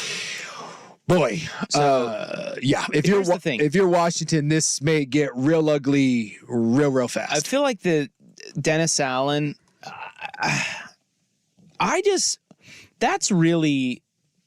I don't know how the coach can continue to have the respect of the team when they're just doing this stuff out there, right? Like that. Yeah. That to me is a total. It's an FU. Disrespect of the coach. And Dennis Allen. Oh, I bet he was pissed. And apologized. He came out and was like, I am so sorry. He goes, I mean, look, Jair Alexander, who's the best defender in Green Bay, he was suspended for a game because he came out on a coin toss that he wasn't supposed to. If I'm New Orleans, dude, this is the sort of thing that, I mean, Jameis Winston's your backup. He's not even the starter. That's the sort of thing that I don't know if I want Jameis Winston back. I was going to say, I wonder if he gets cut. Or shipped out of there. It's just, you can't do that. I mean, you just can't have your quarterback making decisions like that in the huddle. No, it's just so disrespectful. It's not just disrespectful to the other team. I think it's just disrespectful to your head coach. It's ridiculous. It's crazy. And then to sit there and basically double down in your little press conference there. Jameis Winston is. Well, he obviously didn't think it was anything wrong with it. He's a clown, but he's a moron. He is. He is a grade A moron. All right. Well, up next, Michigan's probably about to score another touchdown because Washington can't tackle. Well, we have Seahawks Cigar Gate. We got to explain that. There's another one. Yeah, we're outraged. We got to be angry. Yeah, and which is the best open gig? We'll get to those. It's Black Monday, 5:30. Let's go to Schulte with SportsCenter. This is a Wild Card Week edition of Primetime with Isaac and Sue. Brought to you by George McCoy at WarrenAllen.com. Now, from the Spirit Mountain Casino Sports Desk, a SportsCenter update on 1080 The Fan. This update is brought to you by A&E Plumbing, Heating, and Air, serving Portland, Southwest Washington, and the Gorge. Online at ANEHeatingandCooling.com. It's hard to stop a train. First on The Fan, the Natty is here. That is right. You can listen to coverage over on 910 ESPN if you'd like. 14 minutes to go in the second quarter. Michigan is absolutely running all over Washington. 14-3, the Wolverines lead. Donovan Edwards has rushed for 2 times in his total so far, 87 yards and 2 touchdowns. Dylan Johnson has been in and out. He hasn't really looked healthy. Not really going so well for the Huskies or any Pacific Northwest football fans. Once again, 14-3, Michigan leads Washington. About 14 minutes to go in the second quarter of the national championship. Here in Oregon, the Ducks scoring another defensive back from the transfer portal today. Cam Alexander from the University of Texas San Antonio committing to the Ducks with 1 year of eligibility remaining. And it's Black Monday in the NFL. 2 head coaches already being fired. First, the Falcons parting ways with Arthur Smith after 3 seasons and a 21-30 record. Then the Washington Commanders firing Ron Rivera after 4 years and a 26-49-1 record. New owner Josh Harris has recruited the help of former Warriors general manager Bob Myers and former Vikings GM Rick Spielman to assist in their search for a new head coach. More sports scores and stories in 30 minutes. I'm Schulte from the Spirit Mountain Casino Sports Desk. Get in the game at Spirit Mountain Casino. Watch and wager on all the pro and college action. Learn more at spiritmountain.com. The inside story on the Blazers, Ducks, and Beavers. Danny and Dusty. Weekdays noon to 3 on the Odyssey app and 1080 The Fan. It's time for Who's Leading the Charge. A look under the hood at the coaches, players, and teams getting it done. Brought to you by Battery Exchange. Rockets with 4, with 3. Simons, a deep straight fairway three. Knocked it down, a beauty. Blazers up 2 with 1:24 remaining in the fourth. They won. Yeah, I'm not happy about it, to be honest with The you. Blazers, they won in overtime. Yeah, look, I'm still feeling pretty good about the 28.5, but every win and every time they play a little better, Ant with 38. Yeah, Ant, all the talk, and yet there's still this big push to move Ant out of town for Scoot. I don't understand that because Ant's the best thing they've got going. System checks at 14 area locations. Battery exchange with an X.com. Life insurance. Why are you putting it off? Can't afford it? Too much hassle? Think you don't need it? There's lots of excuses for putting off life insurance. But if you weren't there, who would pay the mortgage and other bills? With Ethos, you could be covered in 10 minutes and boom, family protected. Ethos, fast and easy online term life insurance. Up to $2 million in coverage with no medical exam. Some policies as low as $1 a day. Answer a few health questions and get your free quote at checkethos.com. That's checkethos.com. Hey, what's up? I'm Elle Duncan, host of The Elle Duncan Show. If you're looking for a podcast that gives you a little bit about a lot and a lot about nothing, you've come to the right place. There's pop culture, there's sports, really anything that we find particularly interesting that you're talking about on social media. And oh yeah, I do it with this guy named Gary Streisky, who's a homie. Hey, Elle, what's going on? Thanks for the mention. Can I get on the graphic now? No. Follow and listen to The Elle Duncan Show wherever you get your podcasts. In order for small businesses to thrive, they need to be smart, efficient, savvy, staying ahead of the market at every turn, finding ways to do more with less, and taking advantage of every opportunity that comes their way. That's why Comcast Business is introducing the Small Business Bonus. For a limited time, you can get up to a $1,000 prepaid card when you switch to Comcast Business, the company with the largest, fastest, reliable network. So if you're a small business owner, don't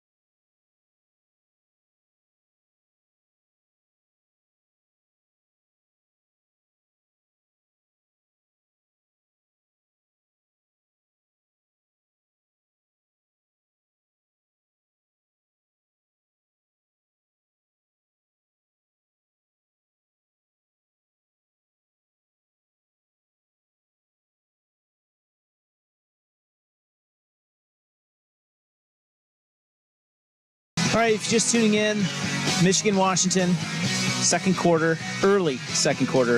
It is already 17-3 Michigan. Yeah, Michigan's running the ball for about 19 yards carry. Hey, Washington, though, did, after the 59-yard run, they did bow their back and get a field goal. So if you're Washington here, you got to get a 7 here and try to stop this bleeding, and then hope that something changes. I have good news. Yeah, it is not 19 yards per carry. No, 16.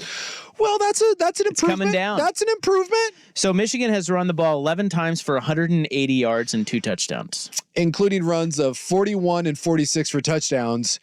Who would have thought that the 59-yard run was the one where you tackled the guy? And then Washington, I don't know, they've run it 8 times for 31 yards. They seem to. Dylan Johnson is playing. Yeah. They seem to want to commit to some runs and be balanced right out of the chute, but it appears now that they're just going to abandon that and let Michael Penix sling it around. Well, and they drove down on their first drive right down the field, no problem, got to the 8, installed that, and had to kick a field goal. And, and then we saw what Michigan has done every time they've had the ball. So if you're Washington, I mean, I know it's early, but if you're DeBoer, I don't know if you're in 4-down territory the entire time, but if you're anywhere near midfield, I think you're in 4-down territory. Like, you can't settle for 3s. You need 7s. Because even if you say, okay, well, we can get better here. We're not going to allow, as you said, 16 yards a carry as opposed to 19. It's trending in the right direction. We've cut it down to 16. You got to believe that this is a problem all game long, and you can't trade 3s and 7s. You have to get aggressive here and just kind of change your mentality, because you're playing from behind. The only good thing is, if there is a team equipped to play from behind, it's this one. Well, yeah, it's Penix, but not maybe against this defense, though. It's possible. So, although it looked really good the first possession. All right, Seahawks. Okay, so here's another little controversy. Seahawks win, but don't make the playoffs. Yes. And then they smoke a bunch of cigars in the locker room. But they weren't smoking cigars because of the win. Right. That's been explained. Julian Love said that he had the cigars ready to smoke with his teammates because he had a baby. He made the Pro Bowl and he had a baby, and they wanted to celebrate, but they were obviously on a playoff push, and so they were waiting until everything was done. Well, they lost to the Steelers. Yes. He wanted to smoke with them after the Steelers game, but they lost that game, so he was like, I better not do it now. So then they beat Arizona, and he said, this is my last, this is the last time with everybody. Because we're going home. Yeah. So that's why they were smoking cigars. And apparently... And I find that acceptable, Jace. Not according to John Ryan. Punter... the old punter? The old punter. What's his problem? He was disgusted. He said that he was he had to be careful because he was shaking with rage and anger, and that thing would never be allowed on his Seahawks teams. Wow. Because the punter sets the tone. Wait, he said that? No. The punter sets the tone? Or you're being I'm being a smart Yeah, ass. we all know the punter is choosing the playlists for the locker room after the game, right? But he did say that he was shaking mad, and God. Yeah, it was a whole thing. Kidding me? Yeah. Well, he was disgusted. I guess I was reading today. They were like, "Oh well, the Seahawks season didn't go as they expected." Dude, they were 9-8. They were better than we thought. I thought that's about what I don't know. There's this narrative that seems to be. I don't know. Maybe I just didn't. They were the Chiefs or something. Yeah, it's like, this is really disappointing. Is it?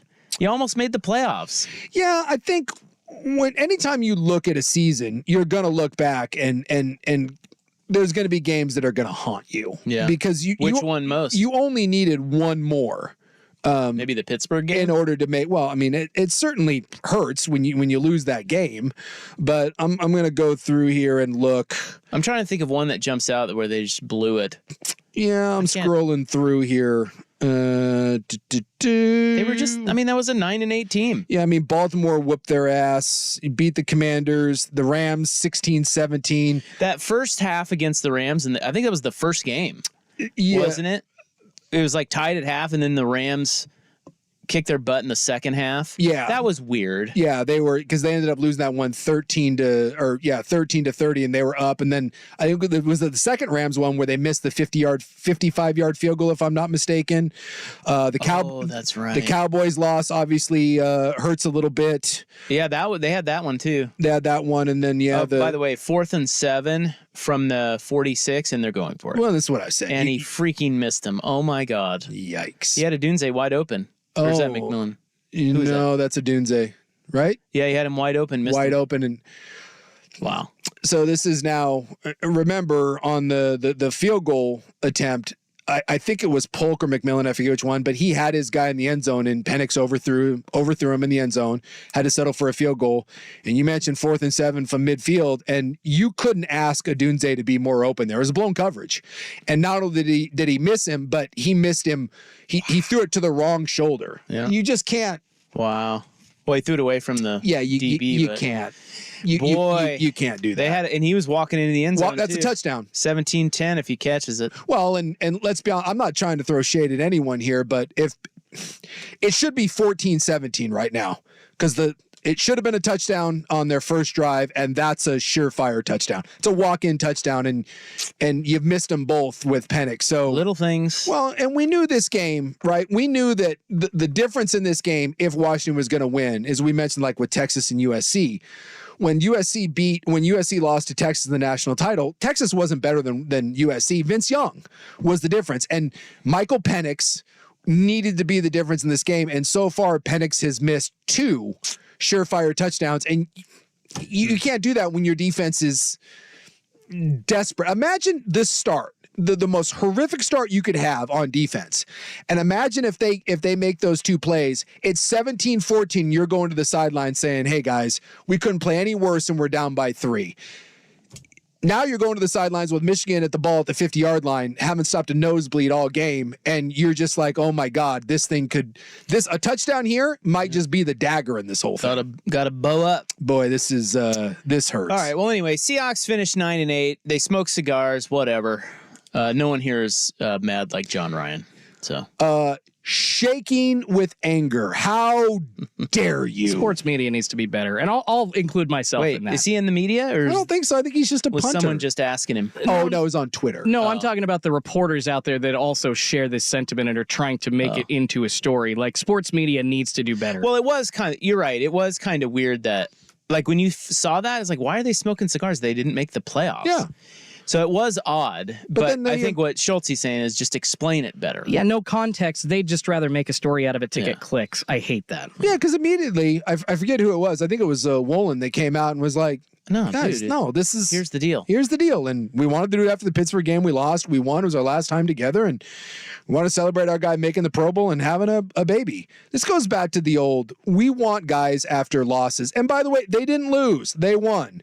We want everyone after that to just be like, oh my God, my life is over. God forbid someone's happy that they had a kid and the guy had some individual success and you finished the season the best way possible by getting a win. All right. Ranking the open gigs next on The Fan.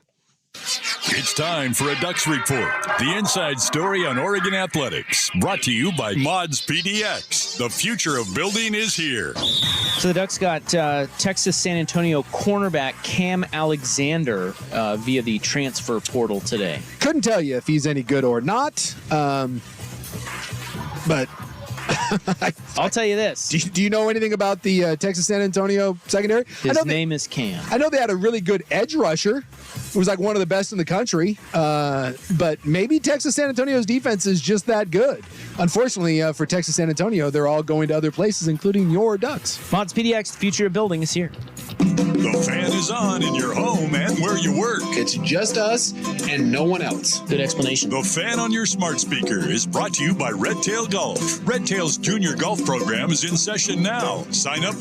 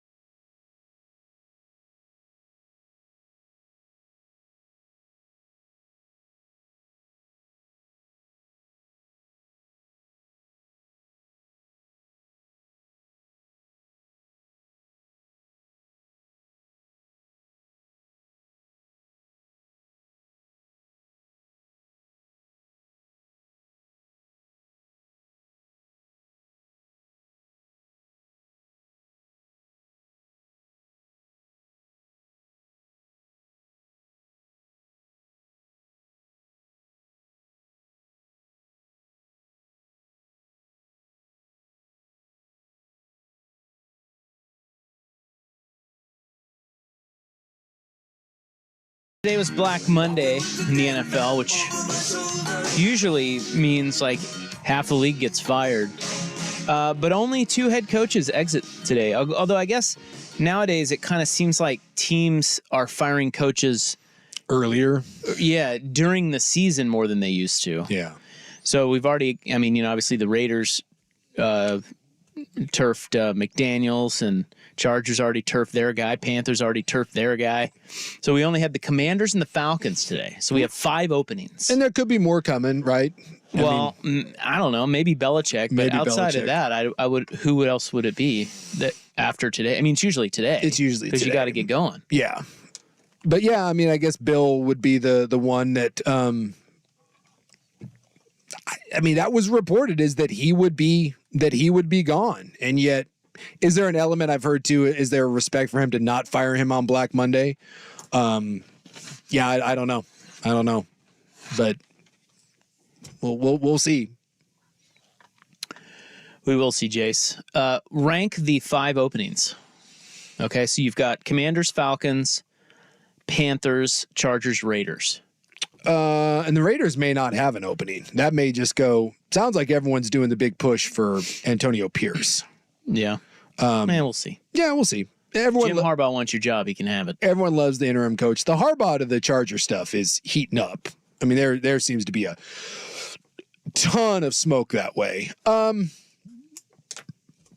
mean, the Chargers one makes sense simply because it's the best roster and you have what many people think to be an elite corner or a quarterback. So you could make the argument that Herbert, are we saying New England's an open job? Not yet, right? No, I didn't put that one on. I mean, it's not open. Yeah.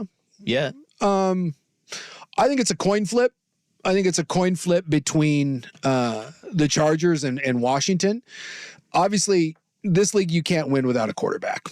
It's damn near impossible. See the Falcons. So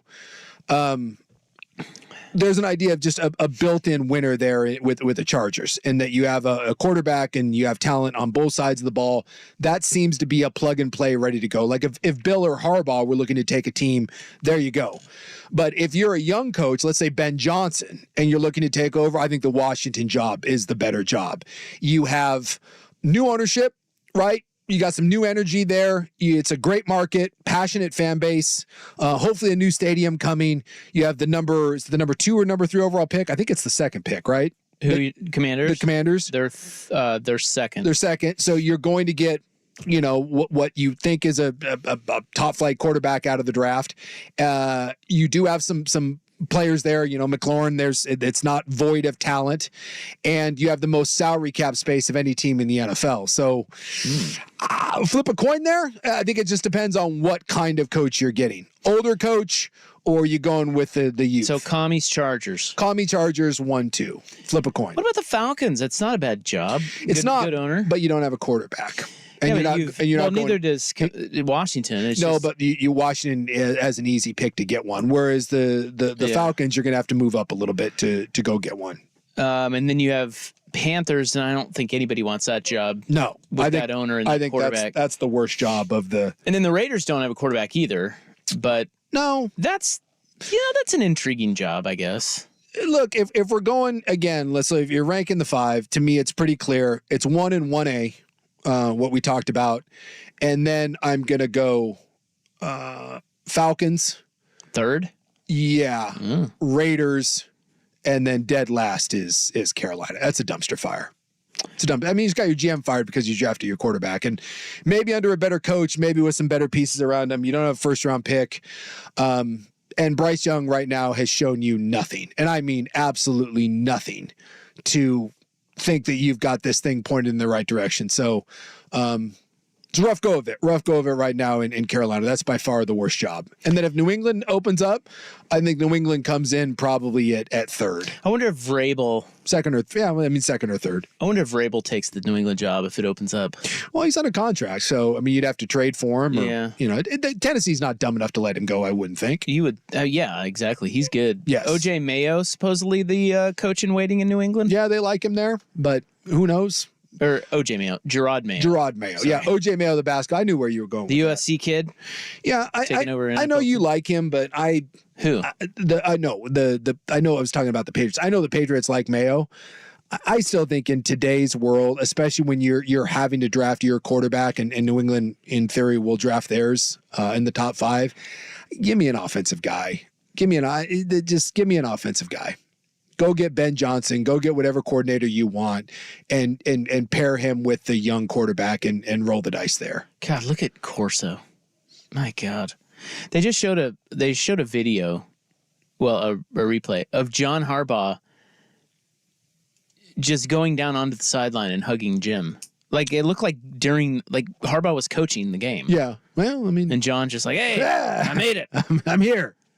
Just, you show up, you're up, 17-3, and you're kicking Washington's ass, go down. And then they showed John standing next to Lee Corso on the sideline, and I don't think Lee Corso was alive, although his eyes were open. They're doing Weekend at Bernie's. Yeah. Just kind of prop those things up with some toothpicks. Can he see from that close, even being on the field? I don't know.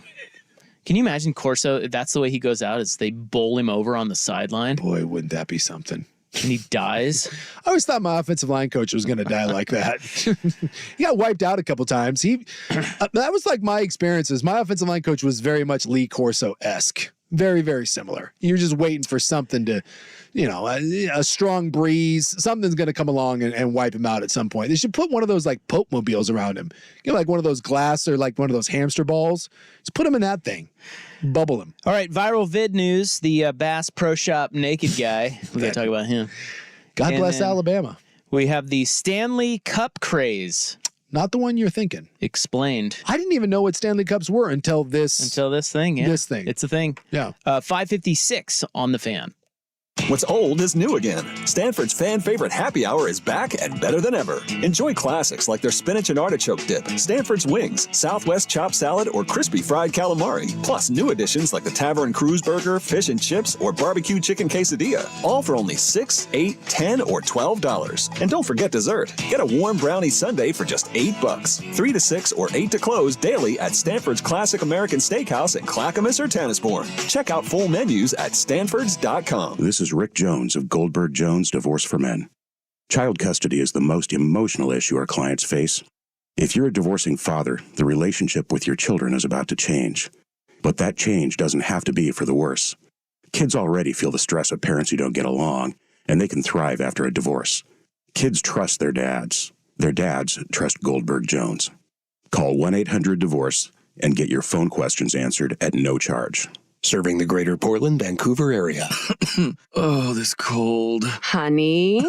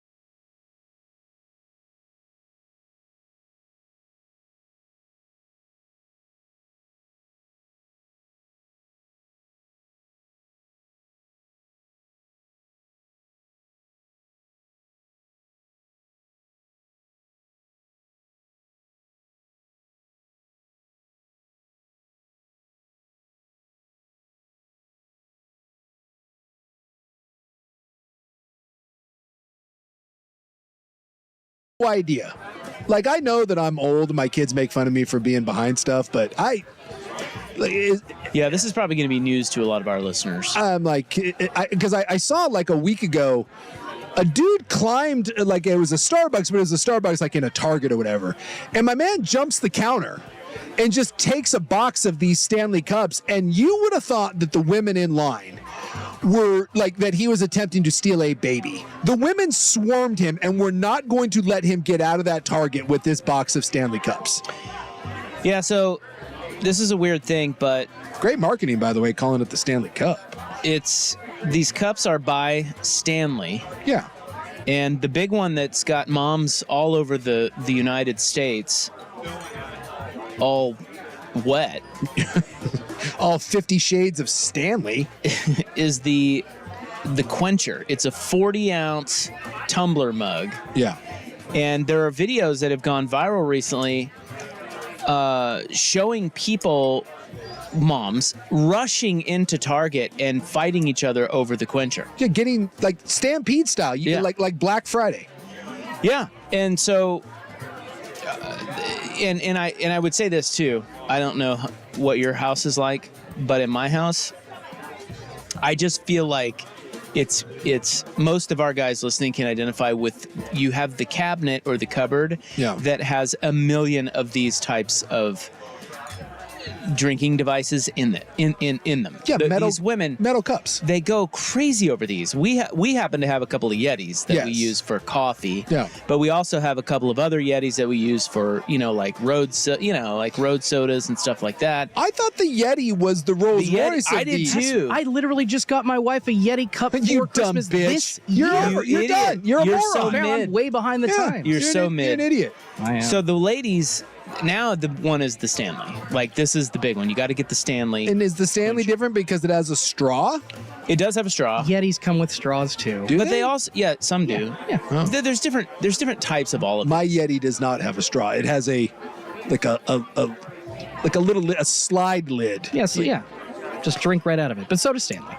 Yeah, but there's varying, like, it doesn't have to be the Quencher. You can, like a Stanley, you can get a lot of different types of Stanleys. And this is Stanley, like just like the Stanley tape measure, right? It's the old thermoses from back in the day. Yep, that's right. The old thermoses. That's exactly right. Yeah, like your dad went to, like construction site with that thermos full of coffee. Yeah, that thing. Boy, how does something like this take off? They're like 40, 50 bucks. Like, how does this become? What they did was they created urgency and scarcity. So it's basically become a viral thing where they said that this says the cup has become so popular online that the TikTok hashtag Stanley Cup has 6.7 billion views. Yes. 6.7 billion. They're saying that there's a couple of these clips of the women at Target or whatever that within like a day or two, they rack up 15 to 20 million hits. I guess there was one last Valentine's Day. Yeah. That's this one. Yeah, and the cup sold out in like whatever it was, like 6 seconds or whatever. And I just don't. I'm confused. So they're creating scarcity because they're limited like they're special editions, right? Like this one's the Valentine. The last video I saw was like all the ladies rushing in for the Valentine's Day one. Yeah, and it's limited. They tout it edition. as it's limited. Don't get them while they're hot type of thing. And so they create this urgency. Would I notice a difference between a Yeti and a Stanley? I don't think so. I mean, I don't know. Would I notice? I'm no expert. Would I notice a difference between a Stanley and the Costco brand? I don't know. Pretty sure they're all. It's called double vacuum seal. Yeah, that's just that extra layer, and it keeps your stuff hot or cold. Same diff. Now the women are getting them to match their outfits. It's become an accessory. Yeah. See, this is. I saw Yetis that had discontinued colors. Like, I want a teal one, but it's off the market. I'd have to pay like 3 times what the retail price was. So I understand the whole, like, people want some kind of colors, but this whole, if it goes crazy on social media, it's huge now thing. I don't get people. Well, people are sheep. We're such basic bees. The, like the whole craze with the Crocs, and you put the little, like the little Yeah, what do they call those? The trinkets or whatever. Yeah, you put them in the holes of the Crocs. I know of what you speak. And so your Crocs become very specialized personalized to you. Yeah, that type of thing. Same thing here, because they're saying now that women are also putting custom name tags on them, personalizing. They're blinging them out. It's One woman showed a thing where she made a backpack for her tumbler. I mean, it's nuts out there. Rob, I saw a TikTok of a woman that was so scared that her label had fallen off her Stanley that she literally put it in a scrunchie to get it all circular again so it would go right around the cup, and then re-glued it back together. That's how insane this is. So I'm trying to think about it. Like, I remember Yetis being a thing, that you had to have a Yeti tumbler. I remember the Hunter boots. I remember the women had to have the rubber boots that just looked like rubber boots, but they said Hunter in a small label in front. And those were like $200. I remember that. Like, it is on. I'm just trying to think of other things that, for seemingly no reason, become like must have. And do men have versions of this? That's you mean like things that we like? I mean, I'm not trying to be like a misogynist pig. I'm being dead serious. Yes. Like the Yeti thing, the Stanley thing. This is all women in furry boots, and the same thing like with the Hunter, the Hunter boots. Is there a male version where we're trampling over one another to go into a store and buy something that seemingly is the same as other things, but it's the it thing? I've got 3 perfect examples for you. For men? Yes, for men. PS5s and Xboxes. There you go. They were stealing delivery trucks, trying to get their hands on those to resale 2 or 3 Christmases ago. Then you got Jordans, which our own Andrew Nemec just brought up. Jordan shoes. That resale market is special. And then along with that, I've participated in this world, sports cards. And it kind of reminds me of these ladies fighting at the store with each other. That's exactly what happened. Dudes were fighting at the store. One even pulled a gun out in one. It was a state far away when a sports card restock happened. So it is. We're all just basic bees, man or woman. It doesn't matter. Wait a minute. What is a sports card restock? So like if there's when they restock the Stanleys. Yes. So like when there's a certain, like there's a Mike Trout or a Ohtani rookie that's potentially in a box of cards. Those things sell out in like 2 seconds, and the stores people find out when Target is restocking those. And the moment the store opens, there are people waiting to plow inside, and you got to get to that box of cards. And I waited in line several times, either early in the morning or late in the evening, when like I kind of got a little friendly with the restocker that drove around town putting boxes up on the shelves, and kind of just hang around for an hour or 2, and put this time in. And by the time I was hanging there a bit, guys would be lining up, and everybody would be trying to get that sexy Mike Trout card. And good examples. Jordan shoes are like that, so they've moved to their own like app, and it's not even on the Nike app. It's like a separate sneakers app, and it basically turns into like a lottery system because they can't have people lining up outside a Foot Locker killing each other anymore. And that was one of the last straws here at the Nike store that shut down. There were some Jordan 11s that were coming in, and someone hijacked the entire truck.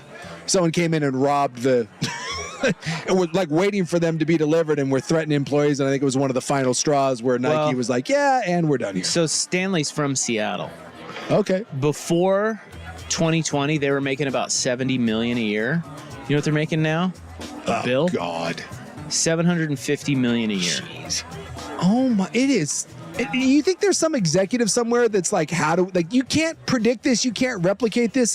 It's got to be dumb luck. It's some of it is luck and what catches on, but some of it is by design. Like this person, so this is what is it?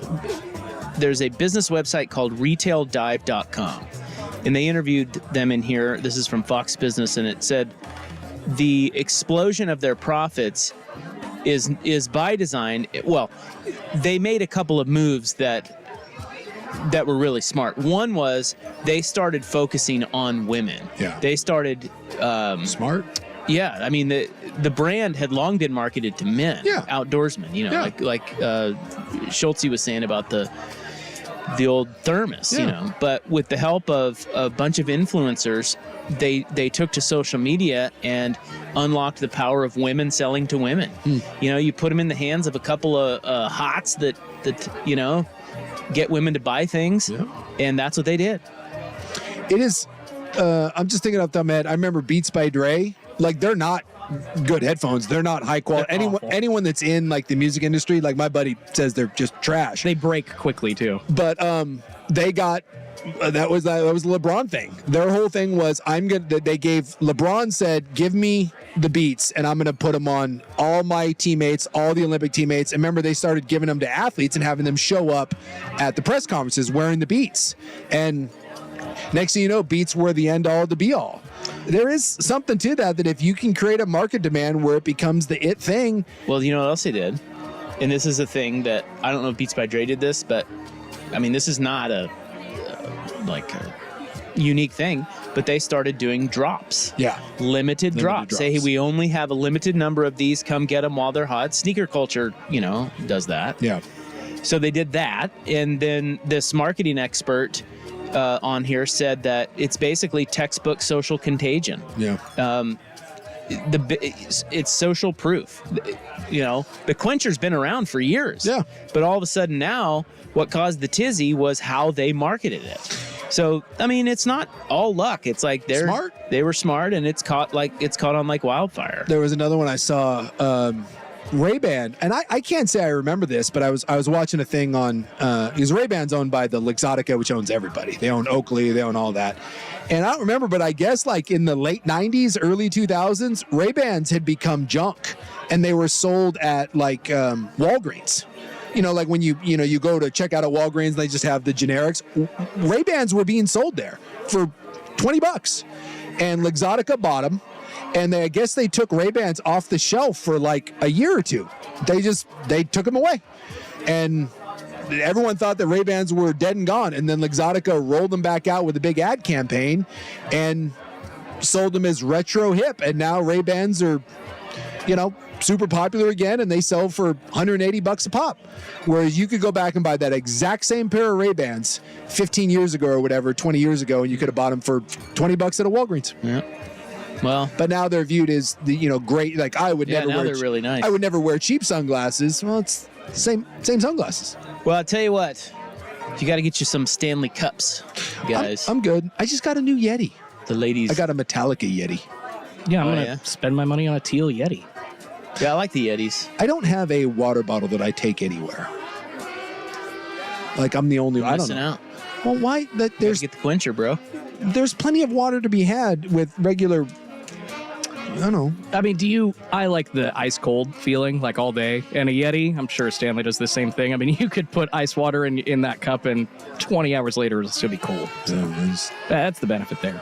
By the way, Washington stemmed the tide here, stopped the bleeding. 3 seconds left. They're going to go in the half down 17-10.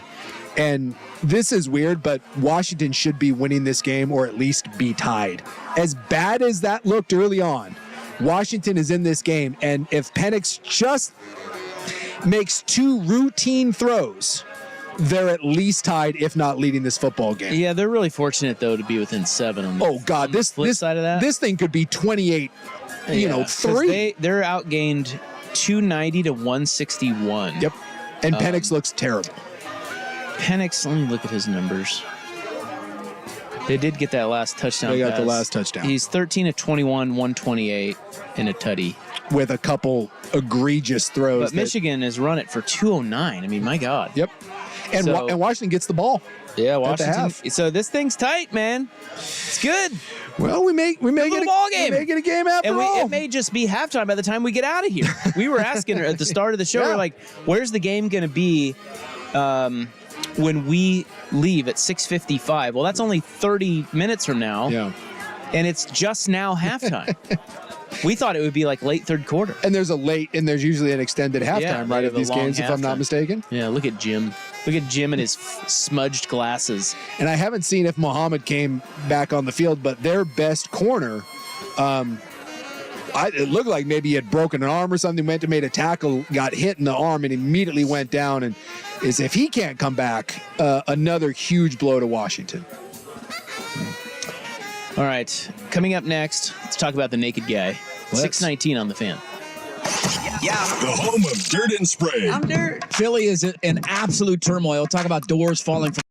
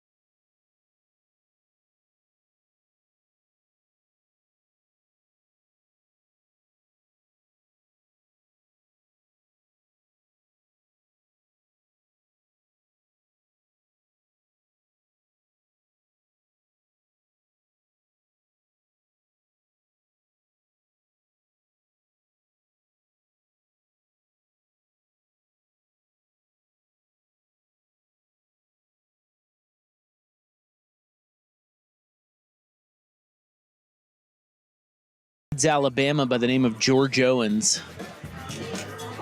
Now, George looks a bit like a methed out Dan Lanning. A little chubby. 42-year-old man.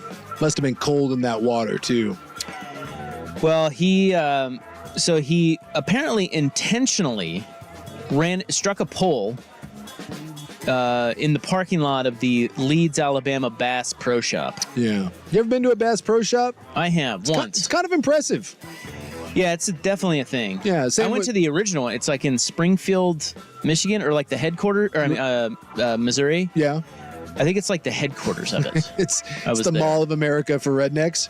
The same thing with Cabela's. Like, you go into those stores and they're like, when you were a kid, you went into Toys R Us. That's like for grown men that love killing things in camo. I mean, you can get lost in there for hours. Well, I didn't know they had like a big fish pond in there. Oh yeah, the Bass Pro Shops. In the middle of them, they've got like a big old rock. Remember that? Do they all have that? Yeah. That's like the centerpiece of all Bass Pro Shops. Yeah. And I've often thought, when you look at those things, because they got fish swimming around in there, and I often have thought, has anyone ever just, Peter Pan into one of those things, done a little cannonball? And apparently the answer is yes.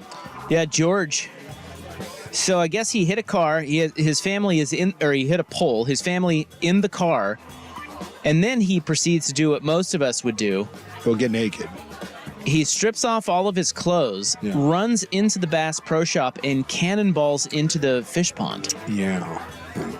And then just, he's happy as can be. He's doing a little orca game in there, and he's splashing around. Yeah, they said he was in the water for about 5 minutes. Yeah. And then officers of the police arrived. Yeah. Because you can't do that. No, if I'm committing to my bit, I'm going to make them get out the scuba team. Oh God. Well, you're not gonna tase me because I'm in the water. You're not gonna shoot me for swimming. An officer isn't just gonna come in after me. I mean, those tanks are deep. Those are like 10-foot, 15-foot tanks. I, at that point, am going to make a trained scuba guy come and get me. Do you think commit to the bit? Would they do that, or would they just jump in? Yeah, eventually maybe an officer would jump in. But I would make someone come in and get me. Pretty sure you'd get an obstruction charge or something added for that. Really? Oh, he already got 8 charges. Yeah. Well, they'll add one for me. They would add 9. Well, he did. 9. He came out of there. So he was swimming around. Yeah, in there. he got out. He got out, and then he fell, and apparently he knocked himself out. Oh. He fell onto the floor's concrete, and he came out of the fish tank and slipped and fell and knocked his sorry little ass out. Whoops. Well, that's a bit awkward. And plus you're naked, and now the video is great. Well, now he's getting mocked because, again, I don't know if the water's cold or if it was the meth, but it didn't look... All I'm saying is, if you are going to purposely get naked and do something where you know you are going to be all over the news, don't you want to make sure that you're in your finest form? Don't you want to, you put your lead singer out front, not behind the drum kit, because it doesn't look like he's packing anything at all. He looks like a Ken doll. Yeah, it looks like a button on a sweater, and that's not what you want. God. I feel bad for the guy. I think I said this yesterday. The pubes were longer than the actual unit. Yeah. It's like, oh, bro. That's a rough go of it. Well, his first, the first option there, trim up the... Yeah. Trim that up makes it look bigger. It does. That's true. Adds like half an inch. I mean, I wouldn't know that. I would. You gotta do some due diligence there. He looks happy as can be. I'll tell you, right up to the point you get arrested, he's having a good day. That looks like the best time of his life. And I'm not gonna lie, I've thought about this multiple times going into a Bass Pro Shop where I'm like, dude, how awesome would it be to just jump in that thing? Yeah, I gotta be honest, if I was in there and George Owens jumps into the fish tank naked, I don't think I'm batting an eye. I'm just going about my business. Honestly, I'm not even. I'm like, oh, you're not concerned, especially in Leeds, Alabama. Yeah, there's probably an element to that. It's like I just keep going about shopping. I think I'd be concerned if maybe there was is it part of a larger? I don't know. Like, I guess you are naked, so there's no weapons involved. Yeah, to me it'd be an eye roll and look, kids, naked man. What amount of money would it take to get you guys in one of those Bass Pro Shop tanks? Naked? Yeah. Let's say naked. Yeah. You got a 20? That's it. All right, so you got to cover No, you're gonna get arrested. You're going to get arrested. I'm going to catch some charges. It's not a felony. I'm not doing jail time. But you have to pay my legal fees. And I'm going to go 100 G's. 100 grand, I'll jump in naked. You know. Really? The water's got to be warm too again. I need to put my best foot forward. If it's cold water and I'm going to be shamed with the Ken doll comments or like frightened turtle game, you're going to need like 250 because I don't want that to be my MO for the rest of my life. So yeah, 250 if the water's cold. I'm gonna cut you a break. I'm gonna go 1 to 150 if we got a nice warm water and I get some time to. I hate to ask this to get on the job. Well, I get it. You fluff it up a little bit. Yeah. I see what you're saying. Yeah, you there. work it over. But a what little if you're in the middle of the swim? Yeah. And you we lose all know it. how that. Right. Are you taking the time to? Yeah, I got to refluff. Work that back up. Yeah, I got to work it. I got to turn my back to the camera, maybe pretend like I'm doing a little whale dive, and then you got to, you got to work it a little bit. Look, that's imperative. Look, if you're doing this, you've got to put it out there into the world. So you want an extra 150 G's for that? Yeah, I need. Well, that's the mental anguish of everyone just laughing at you with a small ween for the rest of your life. That you not. Well, I think all guys know it's not necessarily representative. We've all been in cold water before, and doesn't change the fact that this times we've looked better than others. Absolutely, but this man will be known. Not just, hey, are you? It's not going to be, hey, you the guy that jumped into the Bass Pro Shop. Hey, you the dude with no penis that jumped into the Pro Shop. It does, and believe me, people are some pruder in this film. It looks like he has no penis. You can't. I mean, you can't do that. To quote Weeds, I'm a grower, not a shower. Right? There's two different kinds. You gotta strap up. Find an apparatus, something. Don't they have the fake? Like the prosthetic ones from like the movies? Yeah, something Throw like one that. of those on there. There you go, pull a Shenko or whatever, Yeah, what about the Wizinator? Ontario Smith probably knows something about that from back in the day. You got to do something, but then you run the risk of while you're being arrested, that comes off. And then it's double shame because now you're shrunken and you're known as a cheater. You're like, oh. And now you're known as the guy with the fake penis, and then it's like, well, clearly you have a tiny penis because you had to use a fake one. I don't know. There's some show that people are watching right now where some guy gets naked and dances around. Oh yeah, have you seen that? Saltburn. Yeah, Saltburn. Everybody's talking about that. Yeah. So I was reading about that today. That's his ween. They were asking that the actor. They were like, oh, so that's got to be a prosthetic, right? Because opposite of Mr. Owens here, he was pretty impressive. Yep. And he was like, no, that's all him. That's what I got going on. Yep. And again, you don't do that unless, yeah, you don't volunteer for that. He was more than happy to take off all of his clothes. Yes. For the movie. Yes. There's no way. Mr. Owens is not. No. And if he's in his right mind. Yes. It's like when we talk about this all the time with like when you see the dude that's like, you want me to take my shirt off? If I lose a bet, I'll take my shirt off. The Mike Gundy thing. You're desperate to take your shirt off. Like, you're like, oh, you dare me? Dude, just, that you think you look good, so you want to take it off. It's the same thing with this Barry whatever, the Saltburn guy. I guarantee in the script, he's like, hey, it'd be crazy in this movie if my giant penis was just flopping around out there. And people are like, Barry, we don't need to do this. We don't act. No, guys, it'll be great. I insist. It's going to be really authentic. And it's then, art. Yeah, it's just my big penis. Michael Fassbender does this. Michael Fassbender, I think in his contract, he's like, I need some gray sweatpants and I'm not going to wear underwear and I'm just going to be walking around. And if it happens, it happens. And by the way, I don't blame him. If you're packing heat, put it out there. It worked wonders for Pete Davidson. Yeah, if I looked like a porn star, I'd probably be naked all the time too. Now there's Barry dudes out there, and everyone knows. What's that guy's name? It's Barry something. He was the only thing I know him from is at the end of the new Batman. He was like, there was like that weird extended scene where he played the Joker. What's the show called? Saltburn? Saltburn. Oh, yeah, I see it here. Barry Keoghan? Something like that. He was on the Golden Globes, and, they had to reference his big penis. Oh, did they? Was that last night? That was last night. You're living the dream when in the monologue of the Golden Globes, they're referencing your big dong. He's sitting there and he's like laughing. He's like, oh. And then in his head, he's like, yeah. What a dream come true. true. He's like, damn right. All Hollywood, like, we don't know anything about this guy. I know him he was in that Batman movie for like 45 seconds, but you know what I know about him? Big penis. My gal watched it and she goes, dude, that's a real weird movie. And I was like, should I watch? She's like, I don't know. But she's like, some dude's got a big penis and dances around. I was like, right. Is it good? And she's like, I don't know. But, you know. Yeah, which is why it's a bold move when someone isn't attractive. I don't recognize that dude. Terrence Howard did it. Terrence Howard has a tiny one and he's shown it. Oh, yeah. That was in... Who's the other one? What was the movie? I'm trying to remember what movie it is, but he hangs dong and it's not. Didn't Kevin Bacon go full frontal in the 80s? He went full frontal in Wild Things. Yeah, that was a big deal back Bruce then. Willis has hung a couple times. Terrence Howard was Get Rich or Die Trying. Yeah, and Get Small or Die Trying, because it's rough. Yeah, he's had to answer questions about that. Yeah. Well, and I don't mean to turn this to a racial thing, but the greatest racial profile stereotype of all time is the big black penis. And now Terrence Howard, like, that's not only on top of it, does everyone know that you have a small penis, but you're a black guy with a small penis. That's like double bad because everyone assumed that you were packing. And now that, it's not good. The other one is Mr. Chow, Ken Jeong. Ken Jeong. Tiny penis. Tiny penis. Yeah, button on a sweater. You know? Crazy. So that takes courage.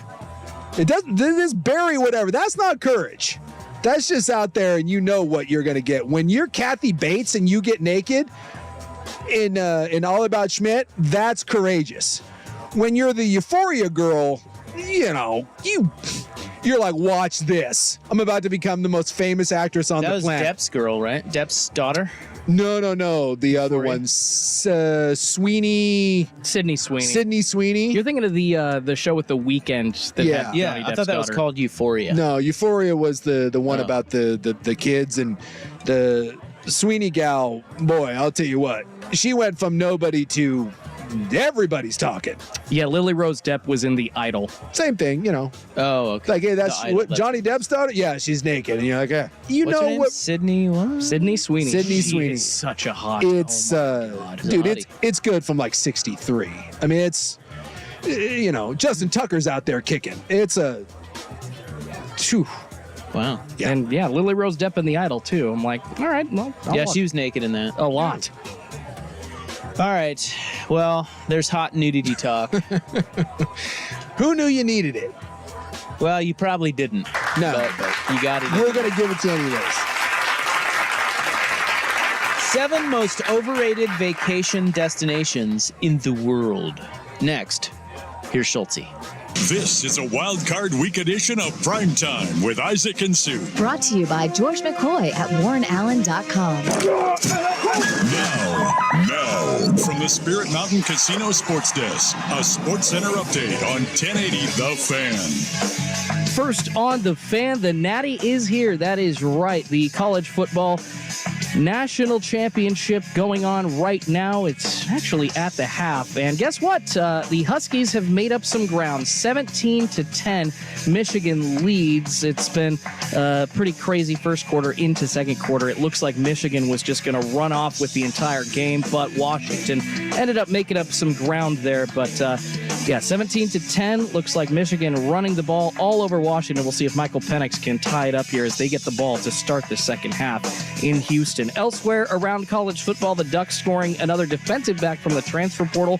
Cam Alexander from the University of Texas San Antonio is committed to Oregon with 1 year of eligibility remaining. It's Black Monday in the NFL. 2 head coaches have already been fired. The Falcons parting way with Arthur Smith after 3 seasons and a 21-30 record. And the Washington Commanders moving on from Ron Rivera after 4 years and a 26-49-1 record. More sports scores and stories in 30 minutes. I'm Schulte from the Spirit Mountain Casino Sports Desk.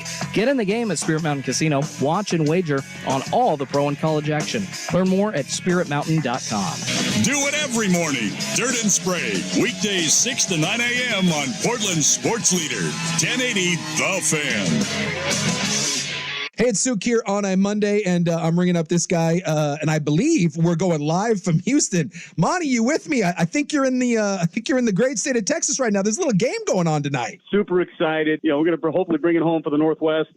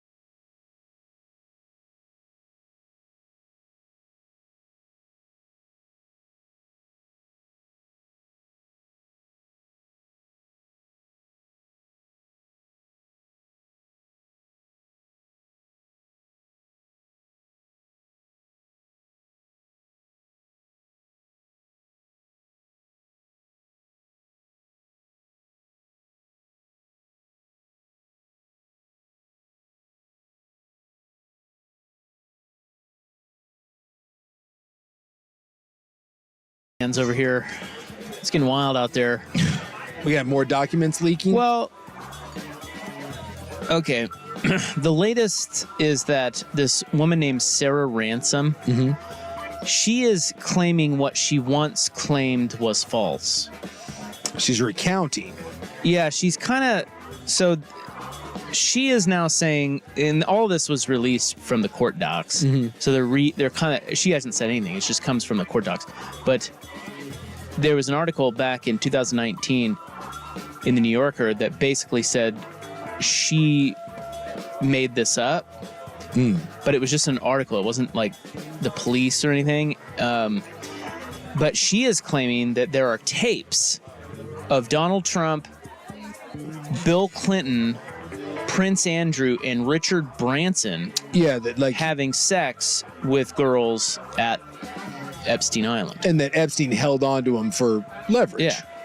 Exactly. And, so is that now being recanted, I guess? It's just come out because of the court the document dump, right? Yeah. So she has said that she wants nothing to do with this. She said she retracted all of her claims. She wanted to walk away from everything. She said this is going to be a huge headache. I'm not saying any of it. So she did say it, but now she's claiming that she doesn't want it out there, and she's retracting Is it possible that the Clintons or someone is trying to have her murdered?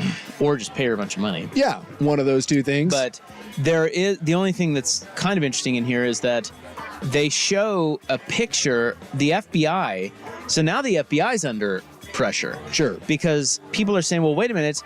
There is a photo of a drawer in Epstein's house that has a bunch of what look to be like CD, like discs and tapes. Okay. So they're like, well, hey, people are like, well, why didn't you seize this? Apparently they didn't even seize that. And second, let's get it out there. So, you know what I'm saying? Do we know that? No, we don't. So we don't know anything. But there's a photo. Well, there is a photo. I'm looking at it right here on my little iPad. Okay. Of a drawer in Jeffrey Epstein's house. Yeah. That is clearly a bunch of recordings. Sure. Okay, that's what it doesn't say what it is. I guess that's the thing is, could those tapes be anything? Well, yeah, of course. Yeah. Of course they could be, but they also could be sex tapes, dude. Sure.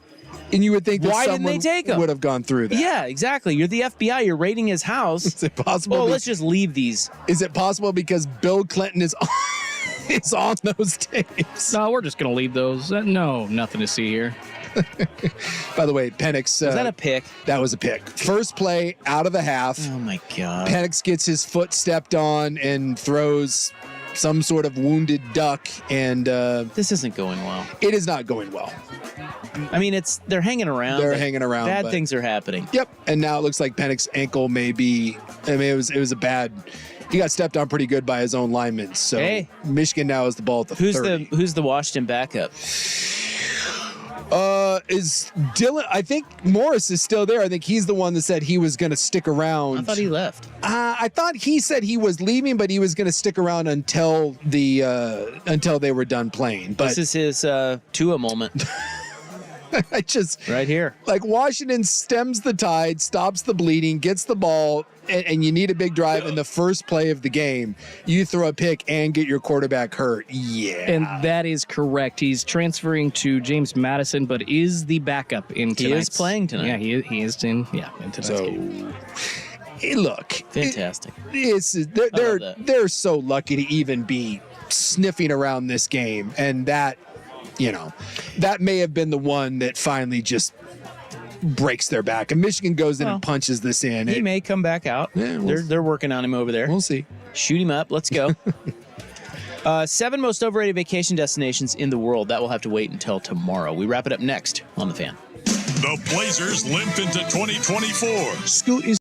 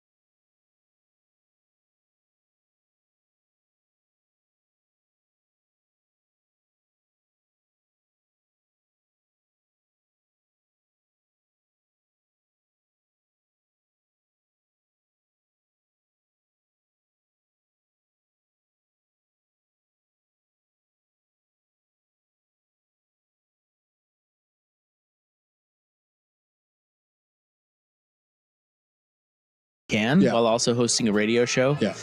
Our talents are extraordinary, quite frankly. It's what we can do both. Sure. But I would say that no part of this game has looked good for Washington. No. Like, it just doesn't. It's shocking that it's only 20-10 and they still have a chance. Like, they are just.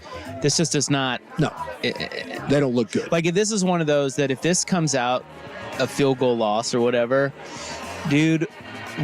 Like, not all losses are created equal. I mean, it sucks to lose in the championship game, but this will be one that if it comes out as a close loss, Washington fans and the coaches and the players will just be kicking themselves about the littlest, just all these little things that went wrong. Sure. Just total. Yeah. I mean, this isn't us, and we don't play this way. Exactly. This isn't what we do, and we can beat that team, and damn it. Yeah. One of those. Yep. But maybe they come back and win it. Well, I mean. And then Michigan's lamenting, how the hell did we blow that? Well, this is a little bit like when Alabama in that first half, like Michigan should have been up by 20 points. And yet, I think it was 3, whereas this one was 7. And now Michigan comes out and they get the turnover and they're like, just shove it down their throat and put this one away. And it does feel like they are allowing Washington to kind of hang around, and that may scare you a little bit, but there's just nothing I see from Washington right now that leads me to believe that they are capable of pulling this out and winning this game. It doesn't look like it. The game, it just doesn't. No, it just doesn't appear to be that type of game. But Penix is, he's got a lot of time left. You got to start waking up. He's gonna play. He's going back. He's going back in, and he's got a bum ankle. And Who's this hot? Who's that hot there? I don't know. Molly McGrath. Is it?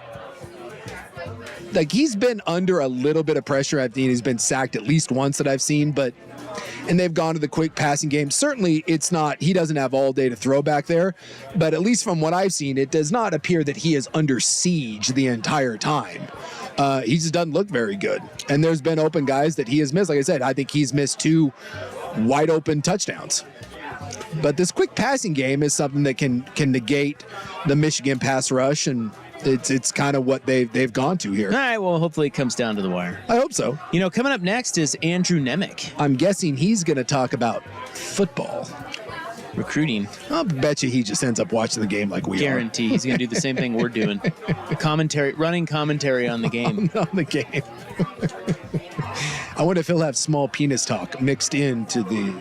Are we the only show that did his wheelhouse is what he just told me. Yeah. Is there another show with he the knows courage? The small penis well. Yeah. He knows his way around. That has the courage to watch the College Football National Championship and talk about it while we're also discussing small Alabama penis. Yeah, that's probably pretty rare. I would think so. Today. Yeah. That's got to be like the best natty watch party broadcast of all of them out there.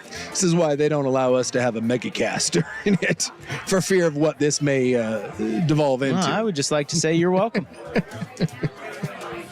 At least one person out there is like, yes, you come for the football, X's and O's, you stay for the small penis talk. Well, I'm guessing, there's a lot of people watching the game with the sound off. Yeah. And listening to our dumbasses. That'd be a good way to. Or maybe college football. That's what we're doing. Yeah. Sound off, and we're just. That is true. I'm listening to your dumbass. You're listening to my dumbass. Well, yeah, it is true, because you're like half paying attention. But yeah, not a bad way to go. Definitely looking up. Washington moving the ball. They got about the 35 here. Yeah, Michigan's melting down. I see it right now. Look at it in that guy's eyes right there, number 7. Oh, I thought he's scared. I thought there was about another pick coming right there. All right. Well, I guess we got to go. I do think that, yes, I think there's about a minute left, and then we probably do need to go. And drive home very quickly and try to catch the Are you going to listen to it on the radio on your way home? I will listen to it on the radio on my way home. I won't. I'll be listening to Andrew Nemec's show. Well, if Nemec's willing to do the, I don't change the dial on my radio anymore. It just sits. I think that's an old man thing. Probably. I just don't. I will not. I know right where that game is. It's on 910 a.m. Yeah. What? I'm not going there. That's like. I'm 99.5 HD2 the entire time. I know. So you have to go. You have to. I know. I got to flip over. Dude, you're not doing that. I'll listen to Nemec. Nemec will tell me what's I'll pull it up on my phone. I'll watch it on TV. In the car. In the car, yeah. Breaking federal laws. But I do the same thing. That's a federal law? Federal law. I know. Watching? Really? They won't know. No one will they'll know. be fine. I'll keep my eye out. I have one eye on the road, one eye on the game. I can do two things at once. Exactly. Big 4th down decision here for UW. All right, Andrew Nemec is next. We're back tomorrow, 3 to 7 on the Big Night. Here comes Johnny singing.